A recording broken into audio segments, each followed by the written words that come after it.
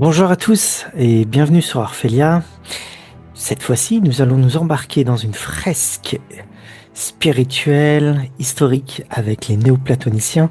Je vais essayer de vous faire voyager avec moi autour de la Méditerranée en parcourant différentes régions du monde de cette époque, la Méditerranée, et découvrir l'aventure des néoplatoniciens tout en faisant, disons, une étude sur la pensée philosophique de Jamblique et découvrir ce qu'est la théurgie.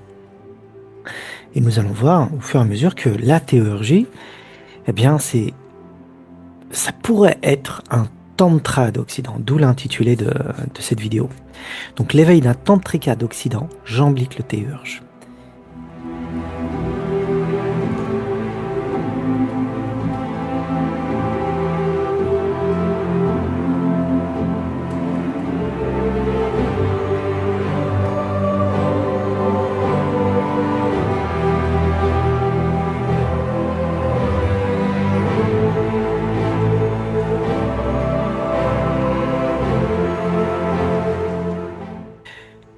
De la lignée philosophique néoplatonicienne à la lignée des rois prêtres d'Émèse.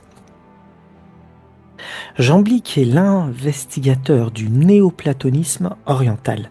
Il est né autour de 250 et meurt vers 330 en Syrie actuelle.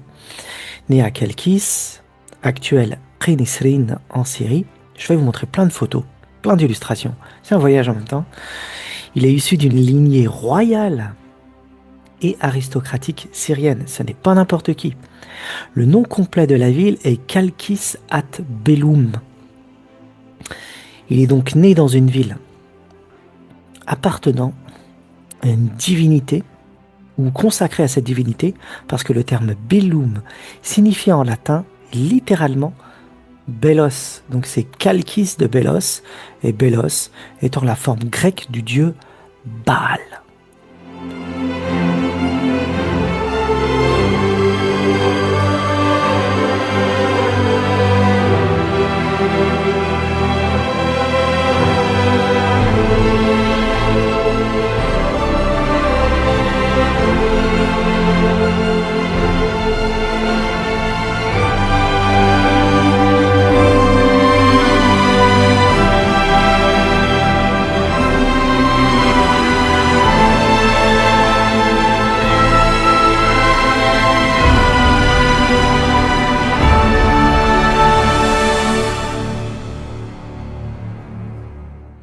Je vais vous faire un partage écran.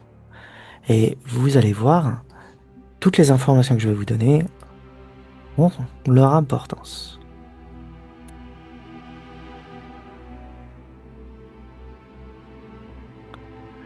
Voici Belloum et voici Baal. Nous sommes à Kalkis de Bélos, donc Kalkis de Baal. Il est né dans une ville apparentée à ce dieu, et ceci a son importance pour la suite de son histoire. Notons que le dieu Baal est l'équivalent sémite du dieu grec Zeus. Tout comme lui, il porte un foudre, et il est le roi des dieux. Nous retrouvons de nombreux temples au Moyen-Orient consacrés à Baal. Les plus connus sont bien évidemment le temple de Baalbek au Liban, Héliopolis des textes grecs, avec ses constructions énormes, et le temple de Baal à Palmyre. Pour les sémites occidentaux, Baal est incontournable. Pour les Mésopotamiens, il porte pour nom Marduk. Donc Zeus, Jupiter, Baal, Marduk est pour les religieux de ce temps le roi des dieux, dieu foudroyant et étonnant. Il apparaît comme étant l'architecte du monde créé. C'est le nom mythique de l'intelligence cosmique, de la conscience cosmique. Et en ce sens, il n'est autre que le Indra des textes védiques. Il est notable de signaler que les descriptions du dieu Yahvé dans la Bible reprennent les traits du dieu Baal. Bien que ses prétendants combattent avec vigueur le dieu du tonnerre Baal. D'ailleurs, plus tard, les chrétiens en ont fait un démon. Le nom même de Belzébuth, le démon, tiré des évangiles, découle directement de son nom, Baal Shamim, Baal du ciel, dont les Hébreux ont déformé pour se moquer de lui en Baal Zéboub, qui veut dire le Baal des mouches. Belzébuth, ça vient de Baal Zéboub, ça a donné ça. Ce nom est dû aux mouches qui tournaient autour des animaux sacrifiés dans son temple. Baal signifie Seigneur. Ce n'est donc pas son vrai nom. Il se nomme Haddad, Haddou, Haddad, et sa prononciation dépend de la langue des peuples sémites.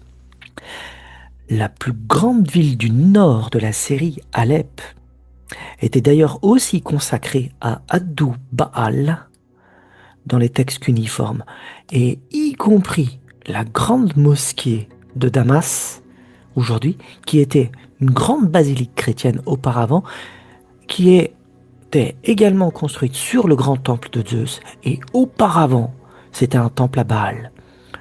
Et on a retrouvé dans les inscriptions cachées derrière des murs, des inscriptions, et aussi des iconographies, il faudrait que je vous le montre un jour, je ne l'ai pas préparé aujourd'hui, de Baal, et des inscriptions qui montraient que la mosquée de Damas était aussi un temple consacré à Baal.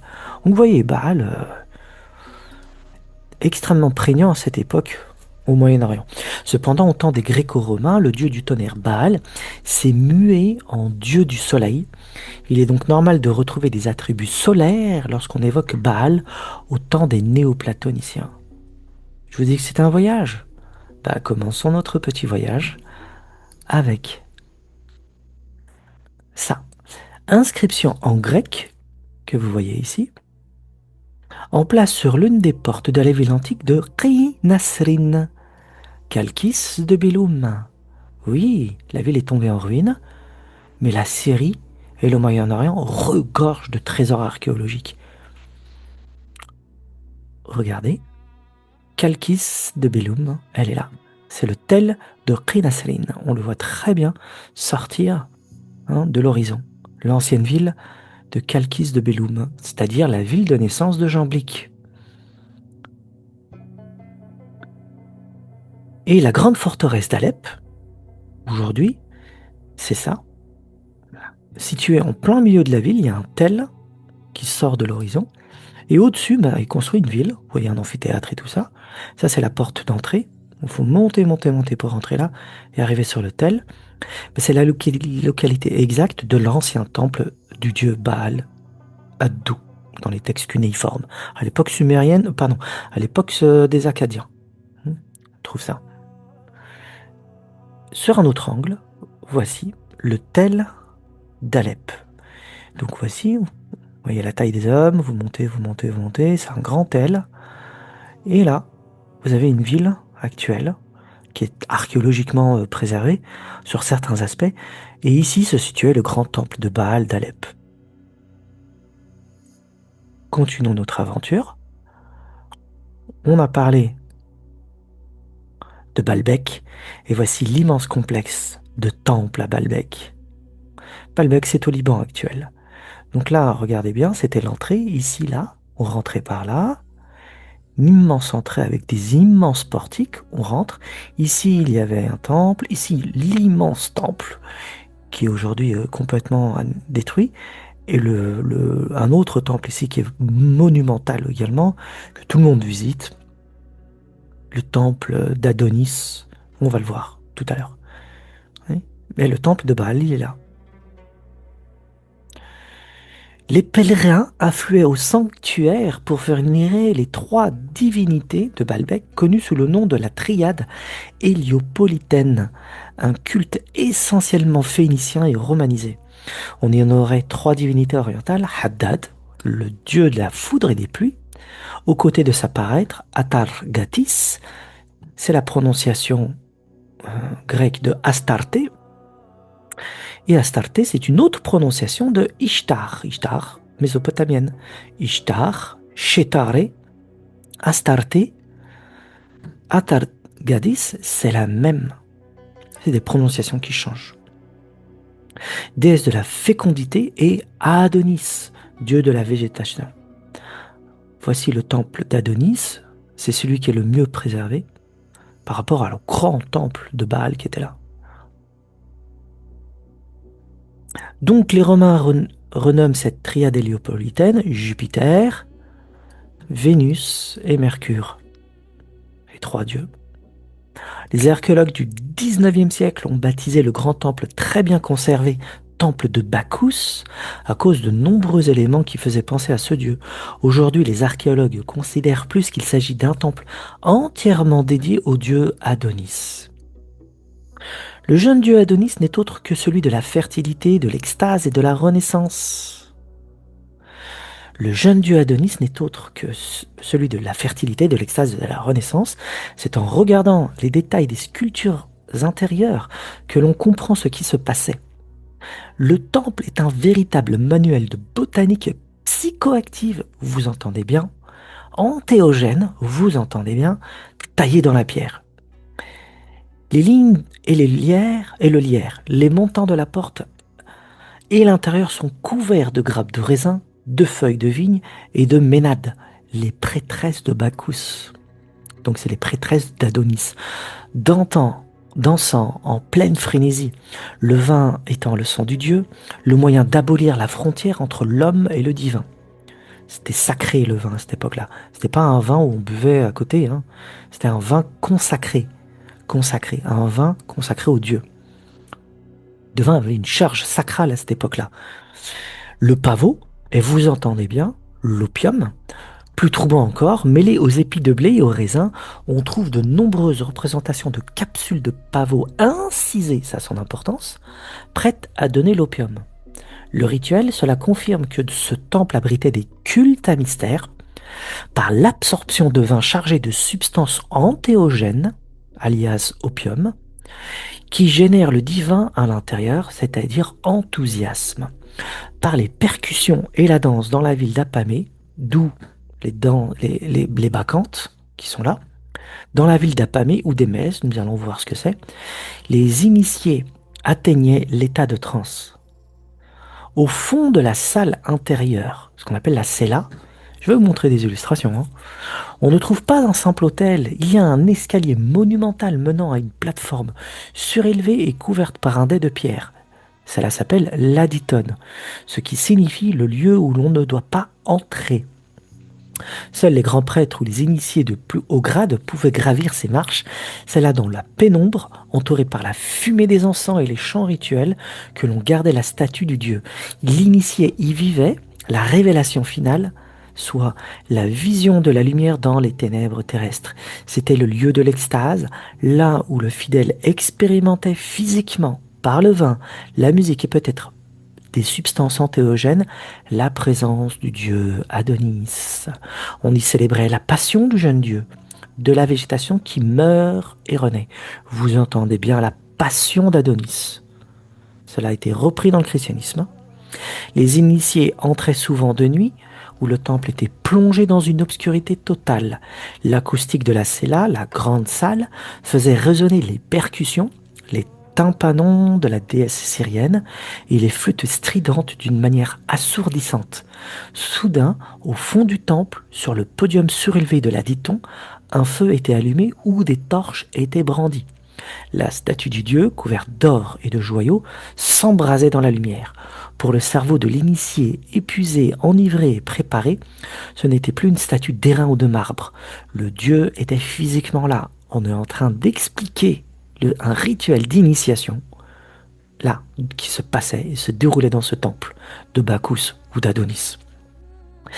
Les détails du portail monumental avec les motifs dionysiaques, les bacchantes, les ménades en transe et les plantes psychoactives dévoilent son culte à mystère, lequel n'est pas étranger à tout ce que l'on va encore analyser dans les minutes qui suivent.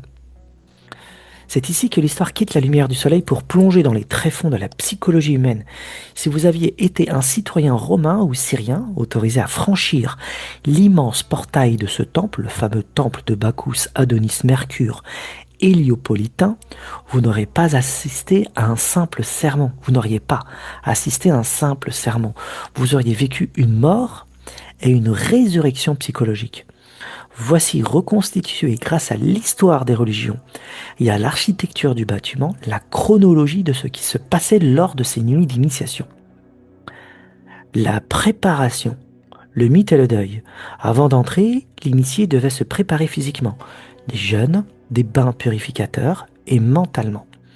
On lui racontait le mythe central de la divinité, l'histoire d'Adonis, assimilée à Bacchus libanais ou au dieu local.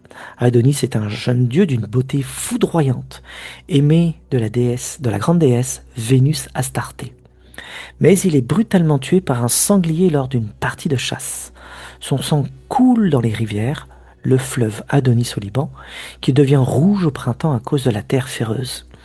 Puis il ressuscite avec la floraison végétale. Le but de l'initié est simple, il doit mourir avec le dieu pour pouvoir renaître avec lui. La descente, ce qu'on appelle la catabase, ténèbres et désorientation. L'initiation se déroulait très probablement de nuit. L'initié franchissait la porte monumentale et entrait dans la cella, la grande nef du temple. Le temple était plongé dans la pénombre, l'acoustique de la salle, enfermée par des murs immenses, amplifiait le son des flûtes stridentes, des cymbales et des lourds tympanons, les tambours de peau. Les prêtres et les prêtresses stimulaient la mort d'Adonis. C'était un moment de hurlements, de pleurs rituels, de déchirements de vêtements. L'initié était bombardé par la terreur, le bruit et le chagrin. Le banquet sacré, la chimie de la transe. C'est à ce moment qu'intervenait la botanique sculptée sur les murs du temple, les vignes et les pavots. L'initié comprenait la consommation d'un breuvage sacré. Les initiés buvaient de grandes quantités de vin, probablement infusé avec des extraits de pavot, opium ou d'autres plantes entéogènes locales. La fatigue du jeûne, le bruit assourdissant, l'hyperventilation liée à la danse frénétique et l'effet des alcaloïdes plongeaient le cerveau dans un état de conscience modifié. L'initié perdait ses repères spatio-temporels, il entrait en enthousiasme, soit en incorporation divine. C'est plus propre de parler d'incorporation divine. L'épopsie, c'est la résurrection. Alors que l'initié était au paroxysme de la transe et du désespoir de la mort dans l'obscurité, se produisait le coup de théâtre magistral, le moment de l'épopsie, la vision suprême. Au fond de la salle, sur la plateforme surélevée de l'Aditon, des rideaux s'ouvraient ou des portes basculaient soudainement. Des torches géantes ou de grands brasiers étaient allumés d'un seul coup. La lumière jaillissait, aveuglante, se reflétant sur les murs et sur la statue colossale du lieu, couverte d'or et de parures. Les pleurs s'arrêtaient net, la musique changeait de rythme, le grand prêtre prononçait probablement une formule libératrice typique des mystères. La dernière, la transformation finale. Pour l'initié qui se tenait là, titubant, ébloui, terrassé par l'émotion et les substances, la statue n'était plus un bloc de pierre. Le Dieu était vivant, devant lui, irradiant de lumière. L'homme ou la femme qui ressortait de ce temple au petit matin n'était plus la même personne. Il ne craignait plus la mort. Il savait, dans sa chair, qu'une partie de son âme était immortelle et appartenait aux étoiles, tout comme le jeune Dieu qui venait triompher des ténèbres. Cette période est celle du syncrétisme, de l'échange des idées et du rapprochement de plusieurs divinités culturelles entre elles. Pour comprendre comment le paganisme a fonctionné à son apogée, juste avant sa chute, il faut superposer plusieurs calques culturels. Adonis est assimilé à Mercure, mais aussi à Dionysos, Bacchus.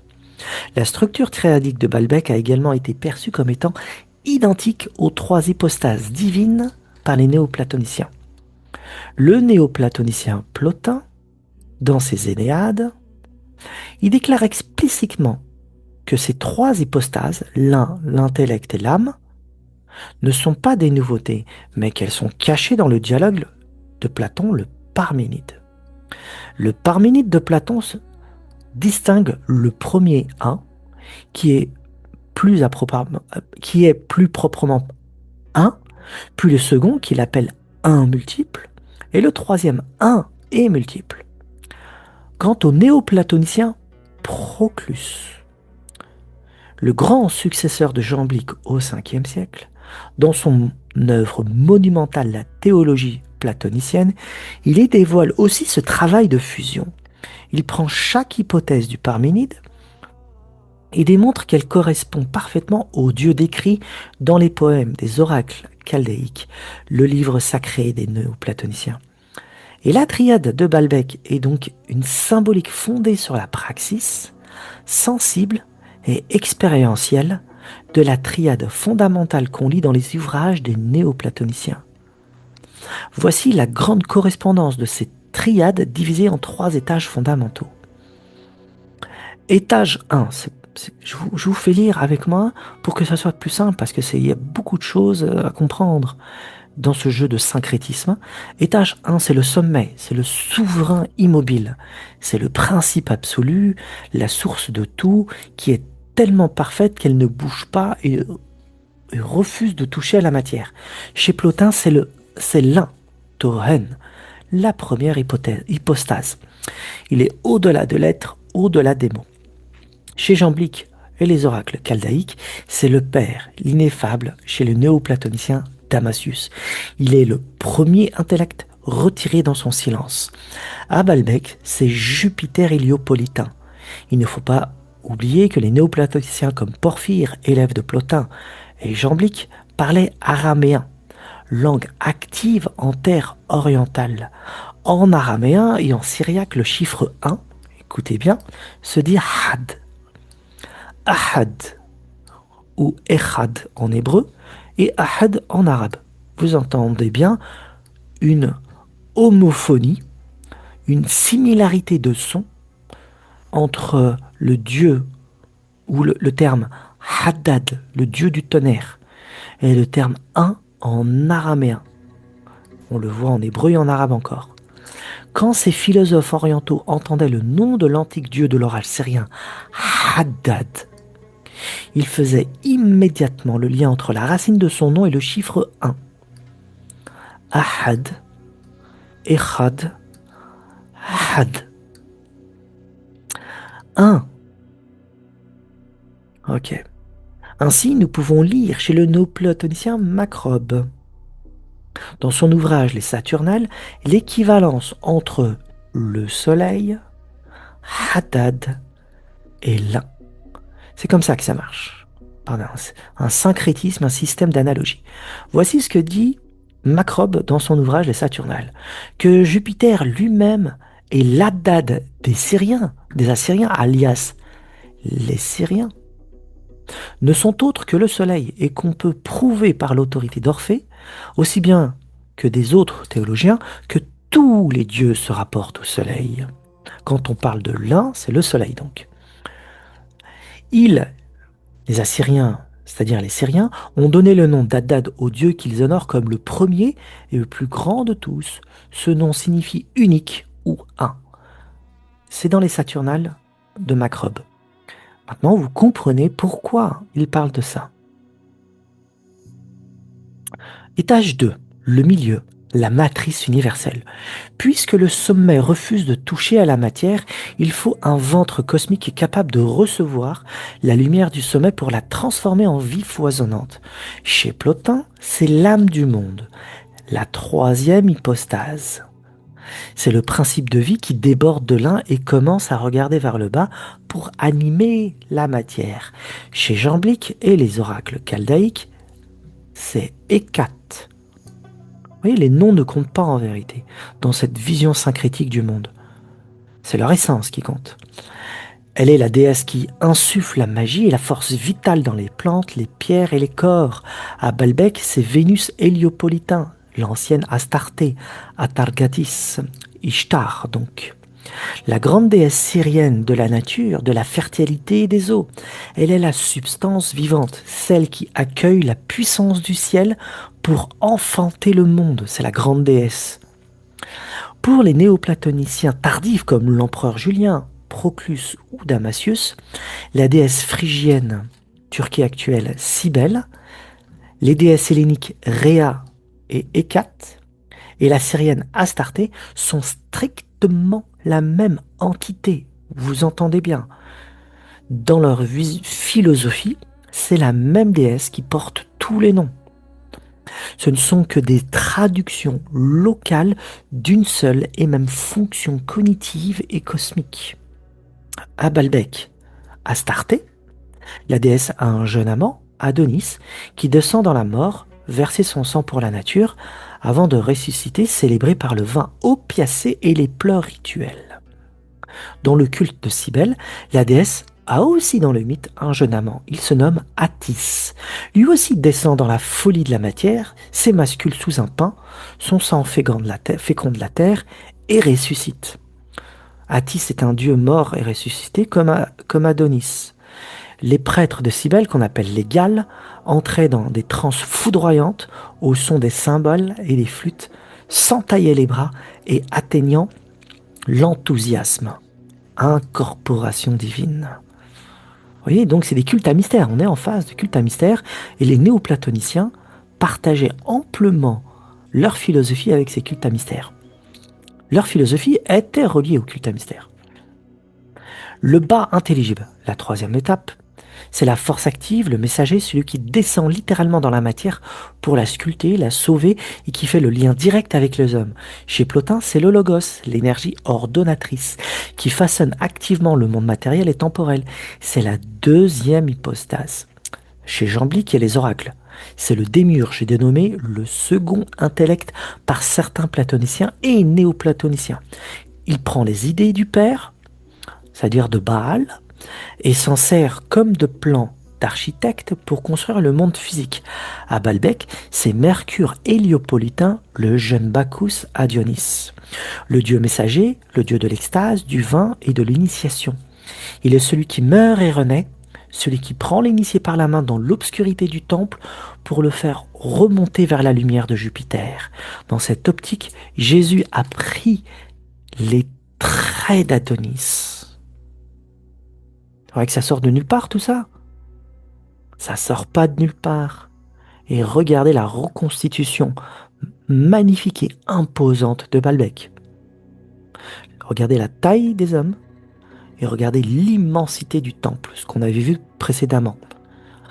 L'entrée, le grand temple de Baal avec Astarté, la triade héliopolitaine, à l'intérieur, tout petit. Un des plus grands temples du monde romain quand même. Et ici, le temple d'Adonis, Bacchus, Dionysos, qui est juste là, et c'est celui qui est le mieux préservé par rapport aux autres. Hein. Magnifique, hein, une superbe reconstitution sur la plaine de Bekka, au Liban actuel. Voici une autre reconstitution. Là, nous sommes encore avec Baal Adonis. C'est ce temple-là, la reconstitution, donc on est là. Voilà. C'est quand même un grand temple, pas mal, avec le lac purificateur. Et l'entrée actuelle de ce temple monumental, c'est ça. Ça, c'est l'entrée du temple d'Adonis.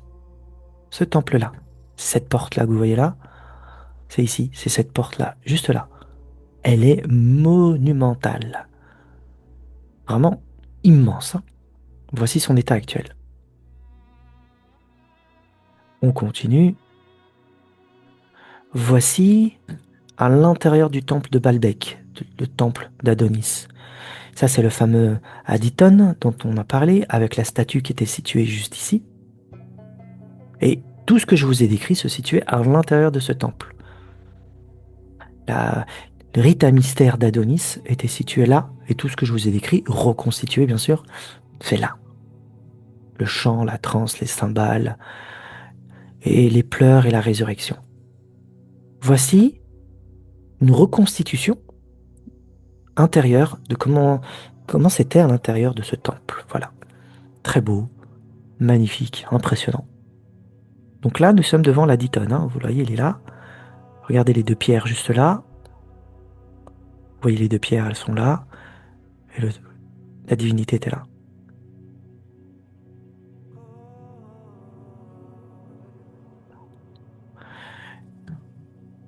Les Orientaux n'ont jamais abandonné en vérité le rite de mort et de résurrection d'Adonis.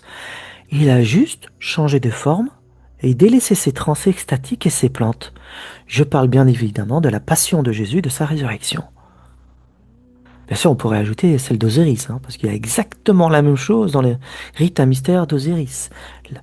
Hein, rite à mystère, mort et résurrection d'un dieu, lié à la fécondité et à la mort de la terre, avec l'agriculture, les plantations, la saison chaude qui détruit tout ça, et la résurrection de ce dieu. Toujours avec des pleurs et la résurrection, la joie. En Égypte, on connaissait ça. Au Moyen-Orient, on connaissait ça. Et donc Jésus n'a fait que reprendre les traits de ces divinités-là. Or, ce culte du Dieu, ou homme selon les chrétiens, qui meurt et ressuscite, remonte à la plus haute antiquité. Oui, oui, plus haute antiquité, on retrouve ça à Sumer. Il y a déjà plus de 5000 ans, les Sumériens et les Akkadiens de Mésopotamie voient également un culte à un dieu similaire. Il porte pour nom Dumodzi, ou Tammuz en akkadien. Sumer, vers moins 3000, Dumodzi et Inanna. Dumodzi est le dieu pasteur. Il est condamné à descendre aux enfers, qu'on appelle le Kur, à la place de s'apparaître la grande déesse Inanna, la fameuse Ishtar, Astarté Atargadis, la Vénus.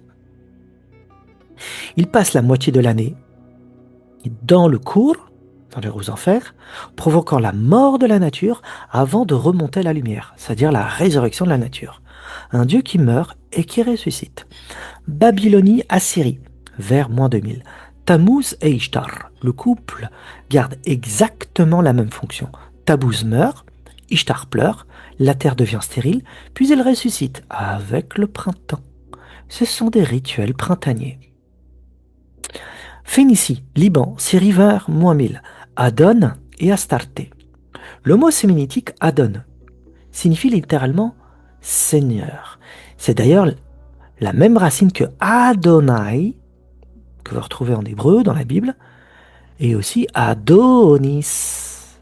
Adonis Adonai, c'est Adon qui veut dire Seigneur. Le rituel se fixe au Liban, notamment autour du fleuve Adonis, à Byblos. Byblos, une ville majestueuse au Liban. Hein.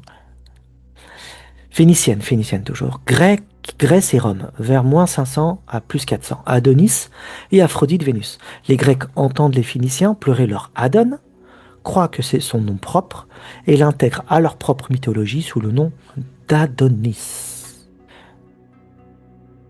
Quand l'initié du temple de Bacchus à Baalbek est plongé dans le noir entouré de pleurs et de hurlements simulés, avant l'illumination finale, il ne fait que rejouer le drame sumérien de Dumodzi. Vous voyez la longue histoire. La longue histoire. Une histoire de 5000 ans, si on considère que Jésus-Christ a repris les traits de la passion de Dumodzi. Et si on est en Égypte, ben c'est Osiris. Regardez, cette fois-ci, on est au temple de Baal à Palmyre. Le grand temple de Baal à Palmyre. J'y suis allé, enfin tous les lieux que je vous montre, j'y suis allé. J'ai vécu un an en Syrie. Magnifique. Les lieux archéologiques, l'histoire, civilisation, incroyable. Bon, le temple que vous voyez actuellement a été détruit par les terroristes lorsqu'ils sont arrivés en Syrie. Ils l'ont bombardé avec des missiles, enfin je sais pas, avec des tanks, ou fait dynamiter. Donc il n'existe plus ce que vous voyez là. C'était le temple de Baal. Donc Baal est présent partout. Hein. Voici le temple de Baal à Palmyre, en Syrie actuelle. Immense cité caravanière où la reine Zénobie a vécu, à l'époque de la Rome antique. Ici, vous avez le temple de Baal en reconstitution, disons, architecturale. Voilà les fondations. Voilà comment ça se situait. Voilà, il est là. Et voici reconstitué le temple de Baal de Palmyre. Après le Baal de Baalbek, le temple de Baalbek, vous voyez le temple de Baal à Palmyre. Là, regardez la taille, encore immense. Le temple de Baal de Palmyre. Cité caravanière d'ailleurs. Voici actuellement, enfin, avant la destruction du temple au centre, comment c'était. Vous voyez le gigantisme, l'oasis de Palmeraie, vous pouvez le voir, cité caravanière. C'est pour ça que Palmyre, Palmeraie, ça vient de là. Donc j'insiste bien, c'est ça qui a été détruit. C'est ça, ce temple-là. Je remonte, c'est ça. Bande d'imbéciles, hein. Enfin. Et voici la triade.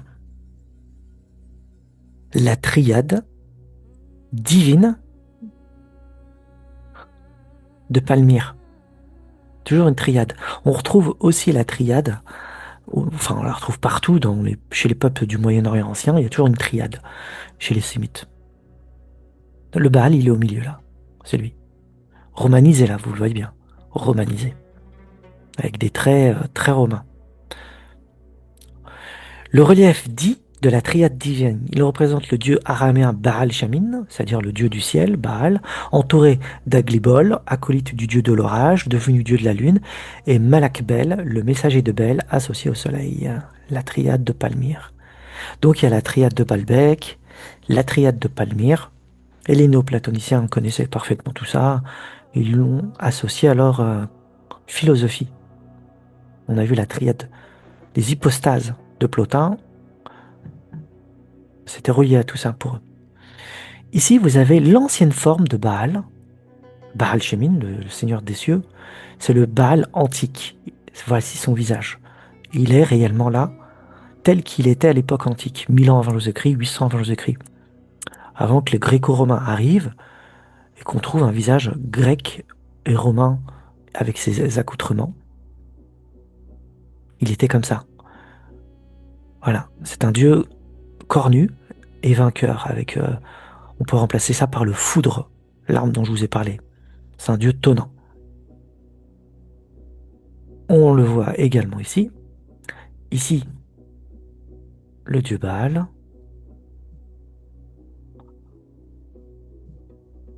Hop, je vais essayer d'agrandir, voilà. Et ici, on est auprès d'une autre forme du dieu Baal. On le voit, le foudre qu'il porte ici, avec la même gestuelle ici.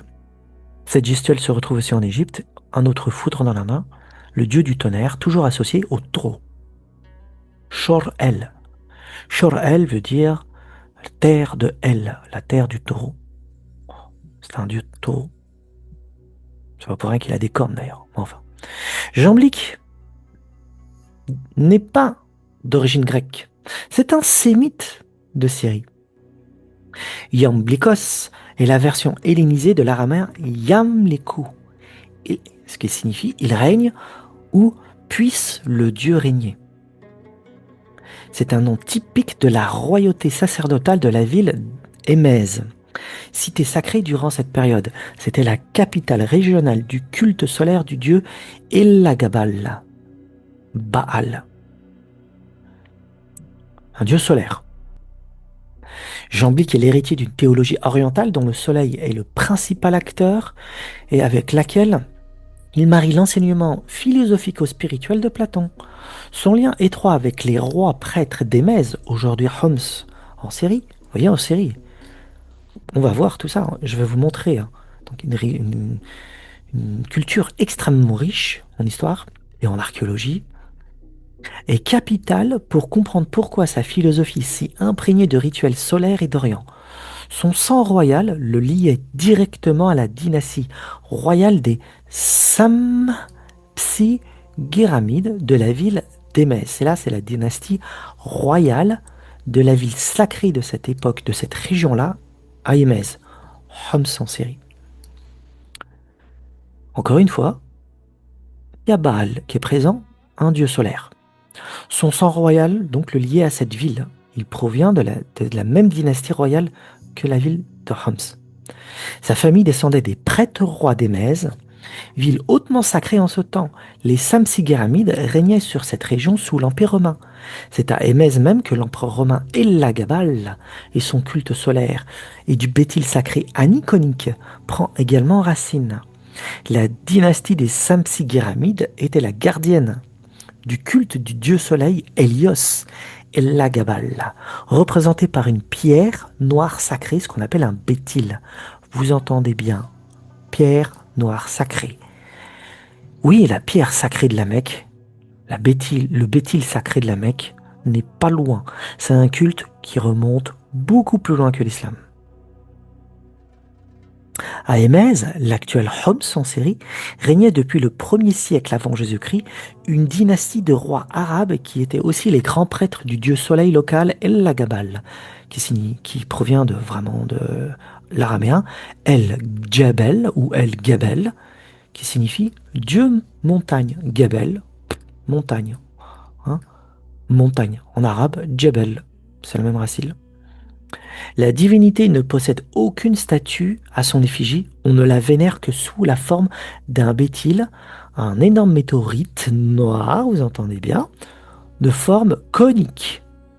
On a des traces archéologiques. Le terme même bétil est intéressant puisqu'il signifie maison, demeure de El. Et vous l'entendez de El ici. El Gabel, Dieu. Dieu montagne. Et Bet Il, c'est maison, Beit Il, c'est maison de El, la demeure de El. Et vous avez une compréhension d'aujourd'hui en islam lorsqu'on parle de la pierre noire qui est la demeure d'Allah. Et en sachant que Allah a la même étymologie que le terme El. C'est des termes araméens tout ça. Araméen, arabe, sémite. Cela rappelle fortement la pierre noire de la Mecque consacrée à Allah. Si Jésus préserve certains traits du culte d'Adonis, la pierre noire de la Mecque garde en mémoire sa lointaine origine des cultes des Béthil dans l'Orient ancien. Vous voyez? Donc l'islam ou le christianisme préserve dans la mémoire collective les anciennes formes de culte du Moyen-Orient et qui remontent extrêmement loin dans l'histoire. On a des traces archéologiques tant dans les termes, les noms et les symboles, mais sous une nouvelle forme. On va voir la dynastie des Samsigéramides, les prêtres rois de la ville d'Émez.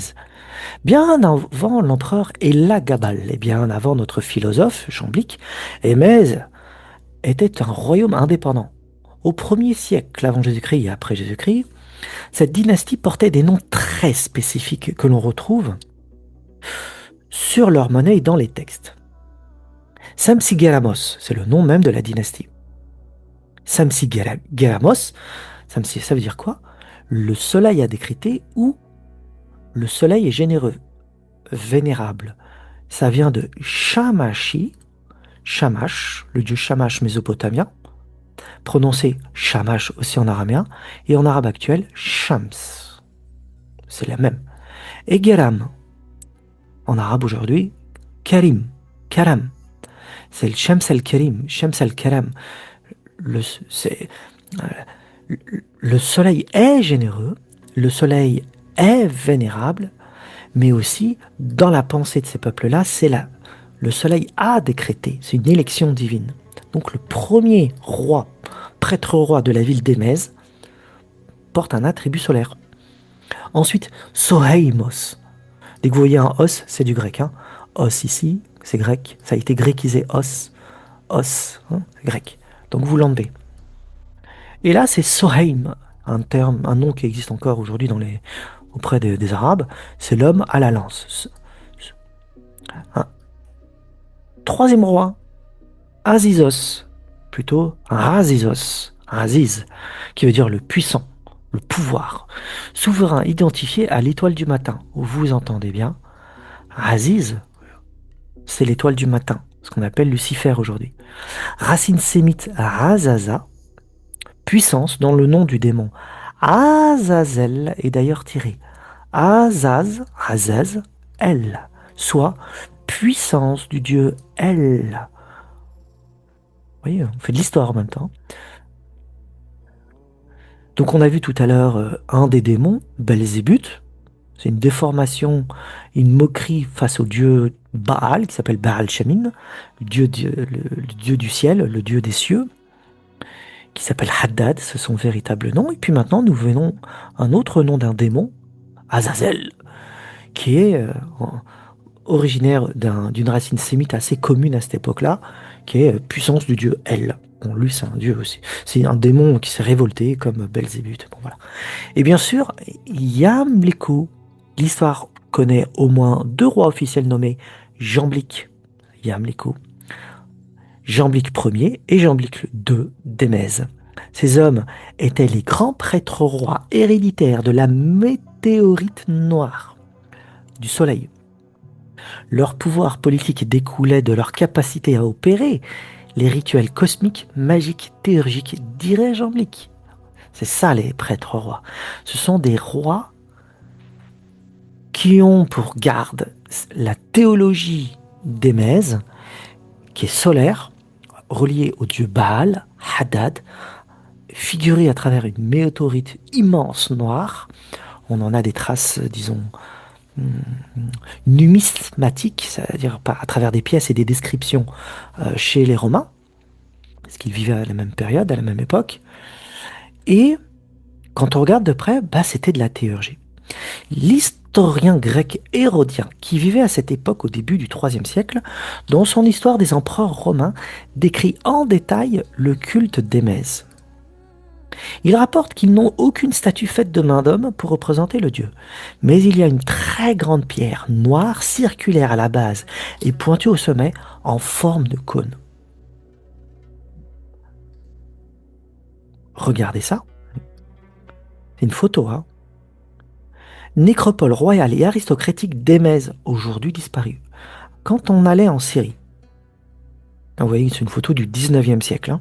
Quand on allait en Syrie, on retrouvait encore, à cette époque, des traces de la grande nécropole royale et aristocratique de la ville d'Émèse, Homs en Syrie, et aujourd'hui, ça a complètement disparu, ça n'existe plus.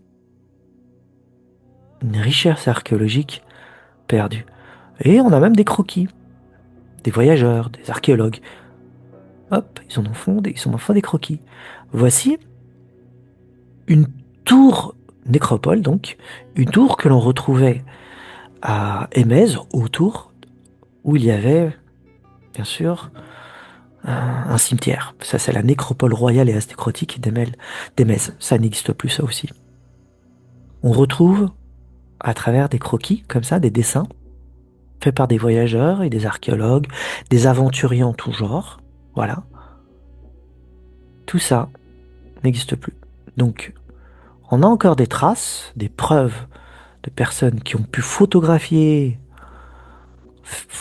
mis par croquis, l'ancienne nécropole royale, et hélas, ça a disparu.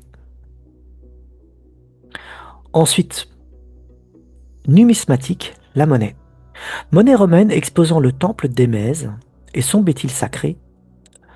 Donc là, vous avez un empereur romain, et là, vous avez le temple d'Émèse, que je viens de vous citer, avec la grande bétile aniconique, météorite noire. Ici, il y a un aigle. Ici, il y a deux parasols. Et là, vous voyez une petite lune. Regardons encore plus sous un autre angle, sur une autre monnaie. Monnaie de l'empereur romain Aurelianus Antoninus, représentant le bétil d'Émèse dans son temple. Là, on voit bien le temple, on voit bien l'aigle, les deux parasols. Donc la bétile était protégée par deux parasols, vu que c'était un temple très sacré. Et c'est une monnaie romaine. Entendez bien, c'est pas une monnaie d'Émèse, c'est une monnaie romaine. Regardez là. Nous avons Aureus d'Elagabal, sur lequel le bétil est orné d'un aigle. Là, vous le voyez. Et le soleil brillant ici, dans le lointain. C'est lorsque ce grand empereur romain prit la bétile de la ville d'Émèse, la transporta jusqu'à Rome, c'est-à-dire de la Syrie, jusqu'à la capitale à Rome, et il la fit rentrer à travers des chevaux. Là, elle est immense, la bétile, vous voyez. Le temple de la pierre noire est situé à Émèse sur une butte, le podium du sanctuaire, et d'ailleurs de la même forme du bétil, culte existant déjà depuis fort longtemps. L'historien Hérodien parle d'un temple gigantesque, décoré d'une grande quantité d'or et d'argent, éblouissant de pierres précieuses. Les monnaies des empereurs romains de Caracalla, d'Elagabal et d'Uranius Antoninus nous renseignent aussi sur l'architecture de ce temple. Il s'agit d'un grand sanctuaire rectangulaire entouré d'une colonnade sur ses quatre côtés, au milieu desquels s'élève un podium qui donne accès par un grand escalier à la pierre noire d'Émèse. Ce podium devait habiter en partie la butte où était primitivement érigé le bétil. Protégé par des balustrades, pour l'adoration des fidèles, la météorite d'Émèse était exposée sous deux parasols. Le nom Yamlikou était fortement associé à l'aristocratie et à la royauté en Syrie. D'ailleurs, dans la grande oasis de la cité caravanière Palmyre, on y découvre une tour funéraire construite en l'an 83 après Jésus-Christ et portant pour nom Tour de Jamblique. Il y a à peine quelques années, elle a été détruite par les mêmes terroristes qui ont détruit le grand temple de Baal à Palmyre. Ce sont les mêmes. Donc quand ils sont entrés à Palmyre, ils ont détruit la tour de Jamblique qui était magnifiquement décorée. Je vais vous montrer des illustrations, des images, et a été étudiée par des archéologues et des historiens parce que c'était un trésor monumental de l'humanité, et le temple de Baal en même temps. Donc voilà ce que fait la guerre. Il y a à peine quelques années, elle a été détruite par les terroristes. Elle pouvait contenir des centaines de corps dans des niches loculi superposées, comme nous l'avions vu pour Émèse. C'était le même principe. Elle appartient à un aristocrate palmyrien nommé Yamlikou Jamblique, un nom très courant dans la noblesse syrienne de l'époque. Voici, nous retournons à Palmyre. La tour Jamblique, c'est celle-ci, qui a été détruite. Tour Jamblique, détruite. Oui, c'était des tours funéraires. La tour de Jamblique et son intérieur, bon, vous voyez, sa taille, vous voyez. Et je vais vous montrer des illustrations, des photos prises de son intérieur par des historiens pour étudier son architecture et toute sa symbolique. Ça peut aussi... c'était majestueux. Regardez bien, toutes les couleurs. Ça date de 2000 ans, ça, hein, l'époque de Rome. De 2000 ans. C'est un trésor national en Syrie à l'époque. Trésor international. Donc quand on rentrait là, on était ébloui par la beauté. Regardez. Voilà ce qui a été détruit. La tour Jamblique à Palmyre. Ça, ce sont des Araméens. Ce sont vraiment des gens qui vivaient là. C'était les tombeaux. Et voilà ce qui a été perdu. Jamblique était lié de près ou de loin à la lignée des Sévères qui gouvernèrent l'Empire romain. Les impératrices syriennes comme Julia Domna étaient issues de cette famille. Cette origine explique pourquoi le philosophe Jamblique a refusé l'intellectualisme grec pur, celui de Plotin, pour réhabiliter le rite magique oriental. Pour lui, la religion n'était pas une option, c'était un héritage sacré de prêtres rois. Vous avez vu sa connexion avec les prêtres rois de la ville d'Émèse. Il est de même sang royal. Et je vous ai montré l'adoration de Baal et le culte de Baal à travers différents exemples. Et Jamblique naît dans ce terreau-là, avec le soleil au centre. Les différentes divinités ne sont que des représentations des mêmes principes universaux. Et donc, après la mort de Jamblique, son héritier éduqua le jeune et futur empereur Julien, dit l'apostat, lequel voulut rétablir les cultes antiques une fois sur le trône et affaiblir le christianisme. On va voir tout ça de plus près. Ce n'est donc pas l'histoire d'un simple philosophe que nous mettons en lumière. C'est une figure majeure de l'Antiquité. C'est l'histoire d'une petite dynastie de prêtres rois syriens voués au soleil. C'est le sol Invincus qui est derrière le sol invaincu, il y a aussi Mitra qui entre en jeu aussi, c'est le seul invaincu, dont l'influence fut monumentale sous l'Empire et réussit à conquérir le trône de Rome, rien que ça, pour finalement engendrer la plus grande philosophie mystique de l'Antiquité, à savoir le néoplatonisme théurgique de Jamblique. Regardons d'un peu plus près la filiation de la maison des Mèzes, les Sévères, l'empereur fou et la Gabale, notre philosophe Jamblique et l'empereur néoplatonicien et théurge Julien. C'est une fresque, hein. Je vous invite vraiment à retrouver notre histoire spirituelle en Occident. C'est notre histoire, ça. Ça se situe en Orient, mais c'est l'Empire romain. Et nous avons hérité de tout ça. C'est notre histoire. Il faut retrouver notre histoire spirituelle. À la fin du IIe siècle, un futur empereur romain et portant pour nom Septime Sévère marque la venue d'une nouvelle dynastie à Rome. Il s'agit des Sévères. Et ils ont un lien étroit avec Émèse. Dès sa jeunesse, Septime Sévère montre un vif intérêt pour les études, la rhétorique, les arts libéraux, le droit et surtout les sciences religieuses, sans pour autant mener une vie d'érudit retirée. Son accent punique, très marqué, qu'il garde toute sa vie, fait l'objet de moqueries constantes à Rome. Un jour, Septime Sévère, stationné en Syrie, consulte un oracle. Il était un ardent croyant de l'astrologie et il avait un immense respect envers les cultes à mystère. Il apprend qu'une femme de la noblesse locale a un horoscope qui lui promet d'épouser un roi. Cette femme, c'est Julia Domna, la fille de Julius Basianius, le grand prêtre du dieu soleil d'Émèse. Septime Sévère l'épouse. Quelques années plus tard, il devient empereur de Rome. La philosophie et le mysticisme syrien entrent de plain pied au cœur du palais impérial. Julia Domna s'entoure d'un cercle de philosophes et demande même l'écriture de la vie d'Apollonios de Tyane, le grand mage pythagoricien.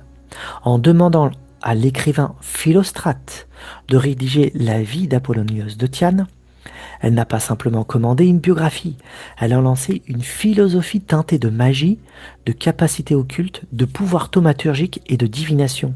C'est un projet qui s'inscrit parfaitement dans la lignée des prêtres rois d'Émèse, de celle de Jamblique plus tard et de l'empereur Julien l'Apostat.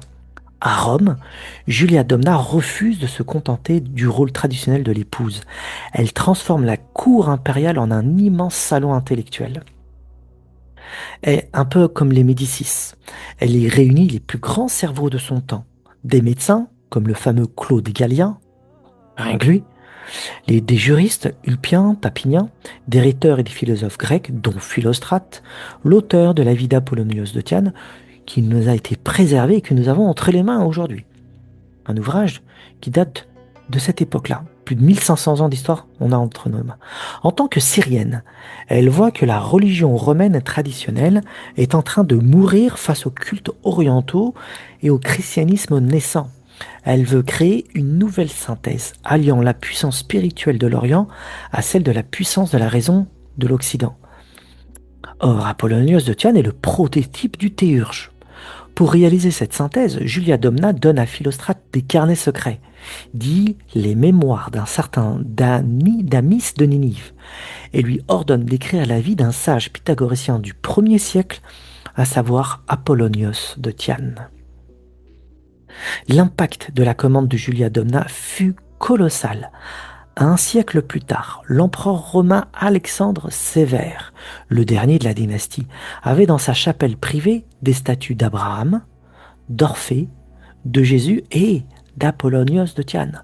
Donc vous voyez bien que c'est un syncrétisme romain que l'on retrouve chez les néoplatoniciens, et c'était l'ambiance de l'époque, l'atmosphère de l'époque. Le syncrétisme absolu était né. Caracalla, fils de Julia Domna, va encore plus loin que sa mère. Il décide de construire le bâtiment pour ancrer cette vénération dans la pierre. Il élève la ville de Tyane au rang de colonie romaine, ce qui lui donne d'immenses privilèges fiscaux. Et il fait bâtir le sanctuaire consacré à Apollonios de Tyane, actuel Kemerhisar, situé en Turquie. Caracalla élève un héréon. Il s'agit d'un sanctuaire monumental construit sur le tombeau ou en l'honneur d'un héros humain divinisé, un demi-dieu comme Héraclès ou Achille. Vous voyez la place d'Apollonios de Tyane, c'est un Héraclès, un Achille. En lui construisant un Héréon, l'Empire romain déclare officiellement qu'Apollonios n'est plus un simple mortel, c'est un homme divin. Que reste-t-il de ce sanctuaire? Plus rien. Tout comme l'école de Jamblique à Apamée a été écrasée par une cathédrale, le sanctuaire d'Apollonios de Tyane a subi les foudres de l'Empire chrétien triomphant à partir de la fin du IVe siècle. Apollonios était considéré par les chrétiens comme le pire des magiciens, le grand rival du Christ. Son sanctuaire a donc été méthodiquement démantelé. Cependant, son aura perdure jusqu'à aujourd'hui dans les cercles ésotériques. De nombreux ouvrages d'alchimie, de magie, d'astrologie et de sciences occultes, ouais, circulent en portant son nom. La non moins fameuse Table d'Émeraude est d'ailleurs tirée d'un texte d'alchimie arabe et dont l'auteur est supposé être Apollonios de Tyane lui-même. Je vais vous montrer la couverture de l'ouvrage d'Apollonios de Tyane, disponible en langue française. Voilà, écrit par Philostrate, à la demande de Julia Domna, alias la fille du grand prêtre roi d'Émèse, et Jamblique est de la même famille. Vous voyez, toutes ces ramifications. C'est pas au hasard tout ça. Hein.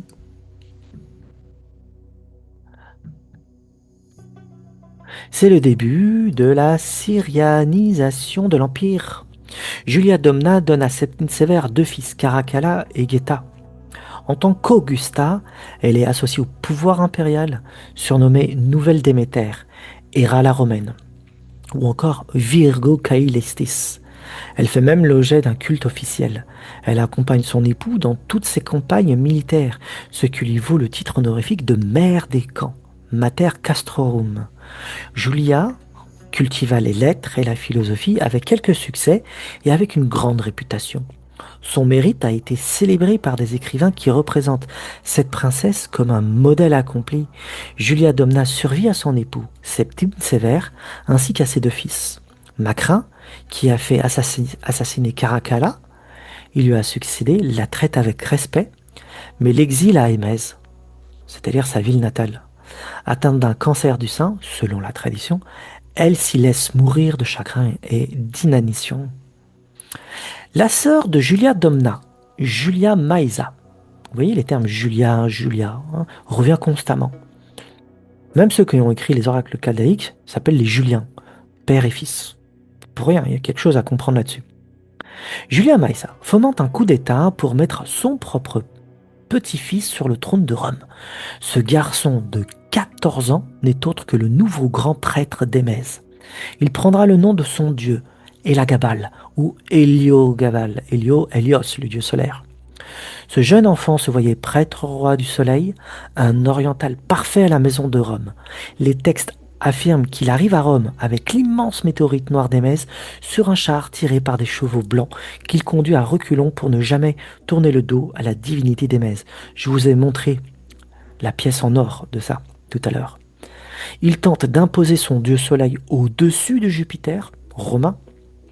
Il choque les Romains par ses transes extatiques, ses danses rituelles au son des cymbales, ses sacrifices massifs et sa fluidité de genre.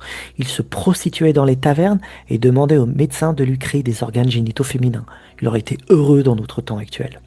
C'était une force mystique brute, sans la rationalité grecque pour la contenir.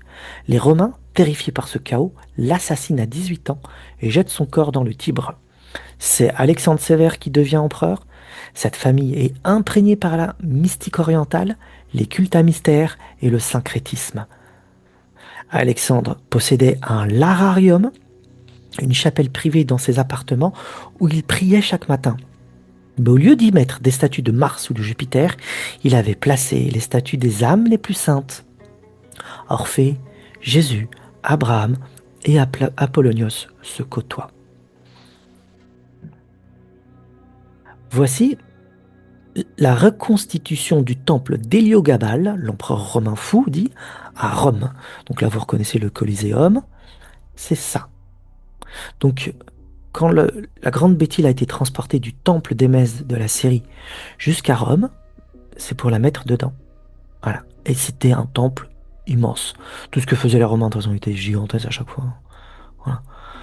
Alors, Le temple n'existe plus, par contre on a retrouvé des traces archéologiques, le voici.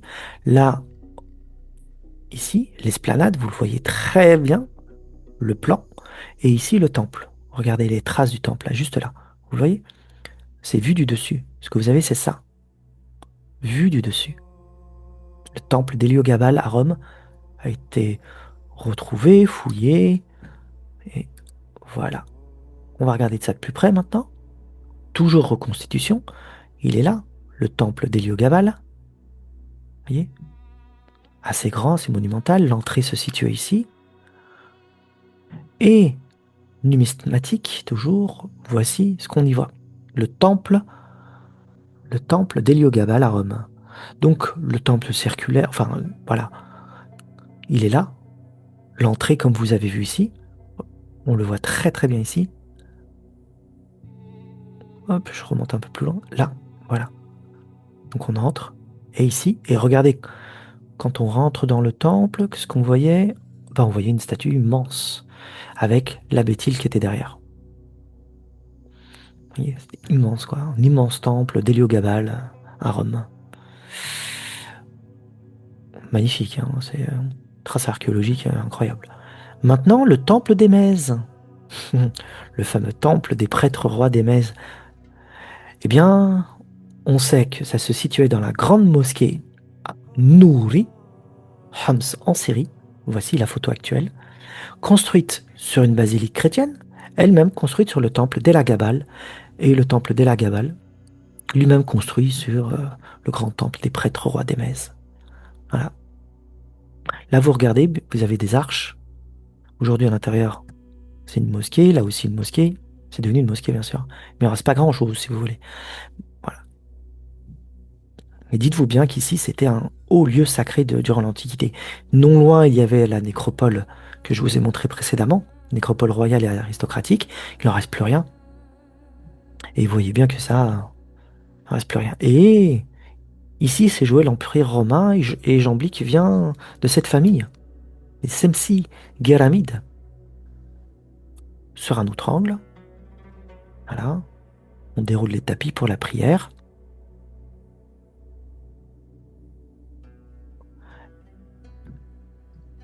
Et voici Julia Domna, l'impératrice Julia Domna.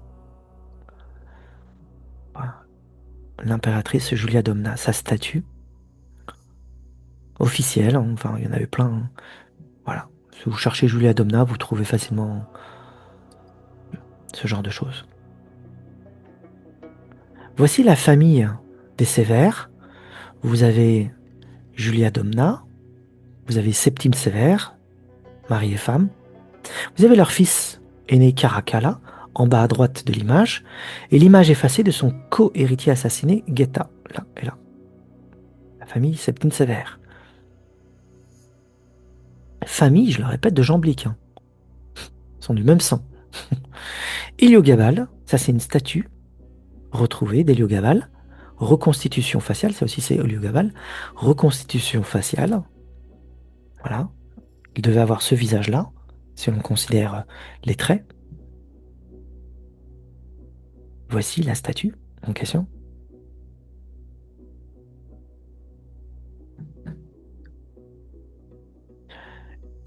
Et le fondateur du néoplatonisme, à savoir Plotin, a vécu sous la dynastie des Sévères. Et oui, c'est pour ça que le syncrétisme, le rapprochement entre différentes traditions était propice à cette époque-là. C'était très ouvert d'esprit, les Sévères. Plotin naît vers 204 ou 205 après Jésus-Christ en Égypte. Quand il vient au monde, Septime Sévère et Julia Domna sont sur le trône et commandent la biographie d'Apollonios de Tyane. Quand il est adolescent, c'est l'extravagant Héliogabale qui parade à Rome avec sa météorite noire, avec ses transes, comme nous avions vu tout à l'heure. Mais on remarque, on voit ça aussi avec Adonis, Balbec, comme je vous l'ai cité tout à l'heure. C'est sous le règne d'Alexandre Sévère que tout bascule pour Plotin. En 232 après Jésus-Christ, Plotin a 28 ans. Il se rend à Alexandrie, le grand chaudron intellectuel de l'époque, pour chercher un maître en philosophie. Il écoute plusieurs professeurs, mais sort à chaque fois déçu et déprimé. Un ami l'emmène alors écouter un philosophe autodidacte, un ancien portefaix nommé Ammonios Sakas. Il n'a rien écrit. Toute sa tradition est orale. Mais on sait que c'était quelqu'un d'extrêmement important. Dès qu'il l'entend, Plotin s'écrie « C'est l'homme que je cherchais ». Et il restera 11 ans avec lui. Voici ce que disent les sources sur cette rencontre et Ammonios Sakas.